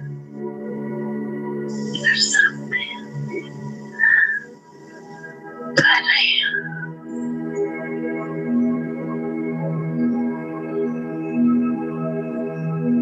ये पांची स्वरूप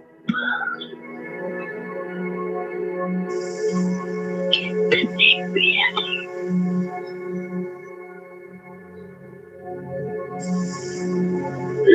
जब जाओ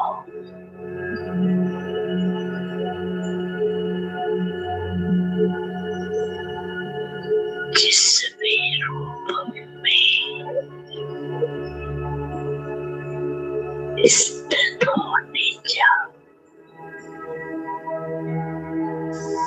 सोचा और अनुभव किया ये रूहानी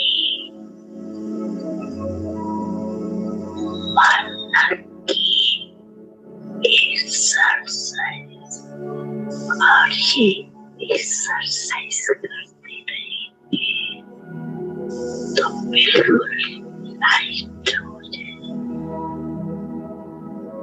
अभ्यास हो जाएगा।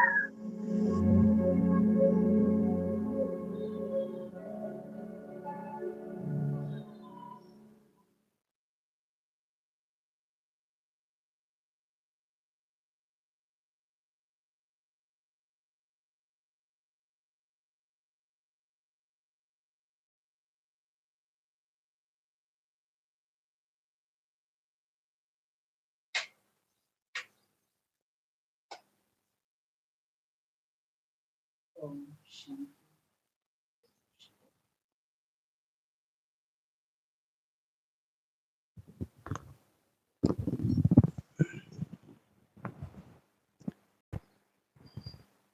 कैसा रहा रिजल्ट?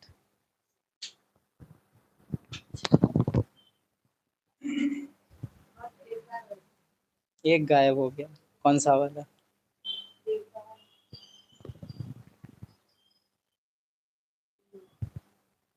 कहाँ अटके, अनादि में ही। आप बाबा ने आज एम दिया है, हर घंटे में 5 सेकंड, 5 सेकंड में खैर भारी पड़ेगा, लेकिन ये सेम ड्रिल की लिंक भी शेयर कर देंगे, चेक करना। जो इसमें बाद में बाबा बोलता है ना, एक एक एक एक, पहले तो धीरे धीरे लेके जाते हैं, फिर वो जो बाद में 1 2 3 4 5, वो है सबसे टिपिकल कि बाबा बोले और मैं हो जाऊं। बाबा 1 2 3 4 5 बोल देते हैं, वो पहले में ही वो चला जाता है, वो बाद का जो है ना। तो पूरे दिन एम करना। हमको अगर टाइम मिल जाए तो शायद 2 मिनट या 3 मिनट या 5 मिनट में हम पांचों स्वरूपों का अलग अलग अनुभव कर लें, थोड़ा थोड़ा, लेकिन पांचों का एक के बाद एक बिना अंतराल के अनुभव करने का, ये जो बाबा हमसे चाहता है, ये लक्ष्य आज शाम की क्लास से पहले हम सब ट्राई करें कि वो लक्ष्य लक्षण में आए। कितने घंटे बचे हैं? 8:30 हो रहे हैं। 9 10 11 12 1 2 3 4, कितने घंटे हुए? 6-7 घंटे हुए ना। 6-7 घंटे में 7 बार आपको टाइम मिलने वाला है। अगर हम इन स्वरूपों को अलग अलग तो मुश्किल है, बट अगर लिंक कर दो कम कि मैं ही आत्मा, पहले अनादि से देवता बनी से लिंक, अगर आप यात्रा यात्रा, अगर उस यात्रा के थ्रू आप याद करोगे तो ये मुझे लगता है ज्यादा अलग अलग वो, मैं ये मैं वो यात्रा, मैं ही बिंदी, फिर मैं ही देव, मैं ही पूज्य, मैं ही ब्राह्मण, देन मैं ही फरिश्ता। 1 बाय 1 एक दूसरे से सब कनेक्टेड हैं। ऐसे लिंक या चेन बनाकर करोगे तो ज्यादा इजी रहेगा। यात्रा, जो पता है ये इजी कब पड़ेगा? आप जो बहुत दिनों से आपसे कह रहे थे ना, स्वदर्शन चक्र फिराओ, जो पीछे भी बोला था, जर्नी में पीछे जाओ, याद की यात्रा जिसको, और पहले कितनी बार टोका होगा इस चीज के लिए कि सतयुग की जीवन कैसी होगी, त्रेता में क्या क्या बदलेगा, द्वापर में फिर कैसे भक्ति आएगी, ये सब पूरा अच्छे से बैठ के, मैंने सतयुग में क्या क्या किया, मैंने सतयुग में इतने जन्म लिए, वो जब आप विस्तार से बैठते हो ना बुद्धि के साथ, आप आधा पौना घंटा सिर्फ इसी में लगा देते हो। सतयुग से संगम तक आने में ही आपको 1 घंटा जब अच्छे से लगता है। जब एक बच्चा डिटेल से अच्छे से बैठ के एक बार पूरी किताब पढ़ लेता है ना, बाद में फिर वो सेकंड में जवाब दे पाता है, क्योंकि उसने पूरी किताब घंटों लगा के, महीनों लगा के अच्छे से पढ़ ली है, तो उस पूरी किताब का कुछ भी वो 1 सेकंड में कर लेगा। वैसे ही जिस आत्मा ने स्वदर्शन चक्र आराम से, वरना हम समझते हैं सृष्टि चक्र में कोई भी 1 घंटा याद में नहीं बैठ सकता, प्रैक्टिस नहीं है हम लोग को, वहां इतने वहां इतने वहां इतने, 5 मिनट 10 मिनट में हम पूरा सृष्टि चक्र खत्म कर देंगे। लेकिन अगर यात्रा की तरह देखो, अच्छा खासा टाइम ले लेता है सृष्टि चक्र भी, फीलिंग के साथ अगर आप बैठो तो उसमें, है ना।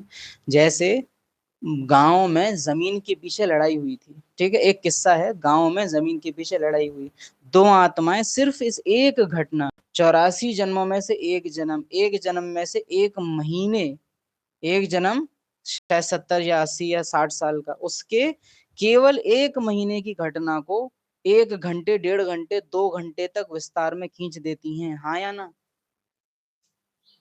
हो जाता है ना। 5000 साल की जर्नी को हम कितनी देर में एक्सपीरियंस कर लेते हैं? तो परायापन है सृष्टि चक्र से, ड्रामा से परायापन है, अपनापन नहीं है। वरना आप अगर दिल से बैठेंगे सृष्टि चक्र के साथ, झाड़ के साथ, सीढ़ी के साथ, समय लगता है, समय लगता है। हाँ, 5000 साल सोचो, उसको प्ले करने में लग गए मुझे, और 5 मिनट में 7 दिन के कोर्स तक मैं कोई 1 घंटा नहीं देता उसमें आजकल।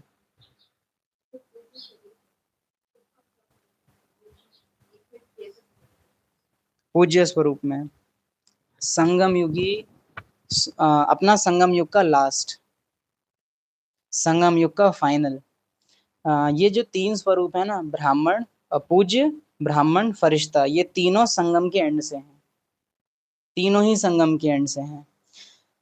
पहले फरिश्ता बनने से पहले और ब्राह्मण बनने के बीच की स्टेज है पूज्य स्वरूप की स्टेज। उस समय आत्मा सबसे वंडरफुल दाता है। जैसे ब्रह्मा बाबा इस समय पूज्य नहीं कहलाते, फरिश्ता हैं, वो दे सकते हैं, लेकिन उनको देने के लिए कोई ना कोई चाहिए। पूज्य माना एक ऐसा फरिश्ता जिसके पास अपना शरीर है, ये है फरिश्ता। केवल एंजल है, वो दे सकता है लेकिन डायरेक्ट नहीं दे सकता, किसी ना किसी के थ्रू देगा। लेकिन पूज्य एक ऐसा फरिश्ता है जिसके पास अपना खुद का शरीर है। पूज्य स्वरूप का कनेक्शन है विद बॉडी, सूक्ष्म शरीर से। फरिश्ता का कनेक्शन है केवल सूक्ष्म शरीर से। फरिश्ता माना संपूर्ण स्वरूप, अगर इसको ऐसे लिंक करो तो राइट है। पूज्य स्वरूप माना ब्राह्मण आत्मा का सूक्ष्म शरीर। जब ब्राह्मण आत्मा अपने स्थूल शरीर से बाहर निकल आए, वो है पूज्य स्वरूप।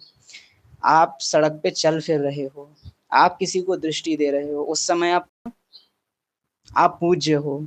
उस समय आपके थ्रू उस अज्ञानी आत्मा ने परम पिता की दृष्टि पाई, इसी के लिए वो भक्ति मार्ग में आपको याद करेगा। हम जो निमित्त बन के पार्ट बजाते हैं, इंस्ट्रूमेंट बनते हैं, उसी का रिटर्न हमको पूज्य स्वरूप के रूप में मिलता है। तो पूज्य स्वरूप किस चीज का रिटर्न है? मनसा सेवा का।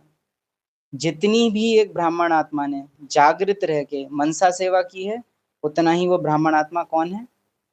पूज्य है। तो जितना प्रैक्टिकल में आपने ये अभ्यास किया होगा, सड़क पे चलते फिरते आत्माओं को आत्मा देखना, उनको सत्य की दृष्टि से देखना, लौक में रहते हुए उनको अलौकिक देखना, उतना ही पूज्य स्वरूप आपके लिए इजी पड़ेगा। वरना अब तक की मुरली क्लास में दिए गए अभ्यास अगर नजरअंदाज किए गए हैं तो ये 5 स्वरूप का अभ्यास भी नहीं हो पाएगा। वो फिर बैकलैश आएगा आप सबके आगे कि किया नहीं तो अब हो नहीं पाएगा। बाकी प्रैक्टिकल में अगर समझ से करेंगे कि ये मेरे अपने हैं, सृष्टि चक्र में अपनी यात्रा को याद करेंगे और फिर करेंगे इसको, आपको हेल्प मिलेगी, है ना। कितनी बार करना है? 7 बार, हर घंटे में 1 बार, 5-5 सेकंड। 5 सेकंड नहीं भी तो 15 सेकंड, 20 सेकंड, 1 मिनट आप ले लो, है ना, लेकिन करना है। और क्वालिटी, क्वांटिटी के पीछे मत भागना, क्वालिटी, है ना। ओम शांति।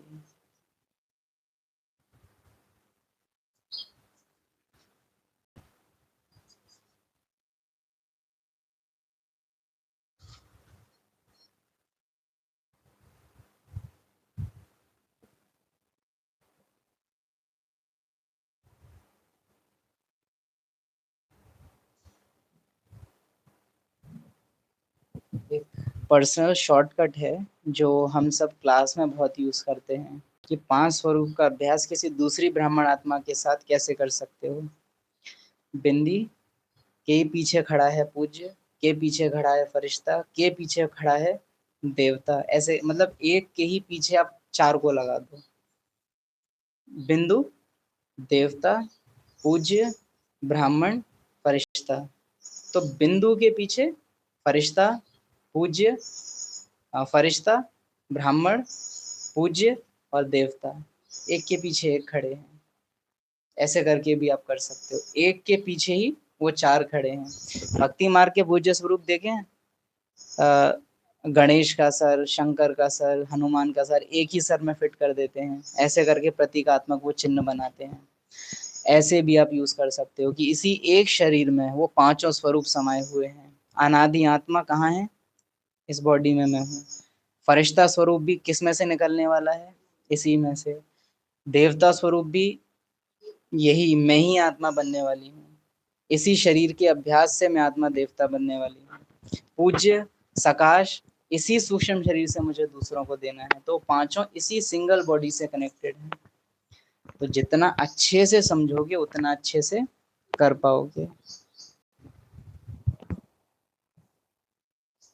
रिजल्ट शाम को पूछते हैं और करना ही है। आज की मुरली से याद रखें, क्या बाबा बोल रहे थे बाबा बार बार, करना ही है, करना ही है। और अगर कोई ये कहता है ना कि अरे हमारी तो स्थिति अच्छी नहीं है, स्थिति होगी भी नहीं, रोते रहो ऐसे। कल भाई अपने कितनी गलती से मतलब थोड़ा सा क्लास ये तो हम आज तक कर नहीं पाए हैं, बाकी हम ट्राई करते हैं। इस चीज के लिए आप बाबा से कहना कि वो जल्दी फ्री कर दें। अब तो टाइम भी थोड़े टाइम 11:30 अच्छा नहीं, टाइम तो खैर जल्दी नहीं कर सकते, 9:30 या 10 का चालू। उसके लिए हम ट्राई करेंगे अपनी साइड से। वहाँ टाइम से पहुंचे इसका ट्राई करते हैं।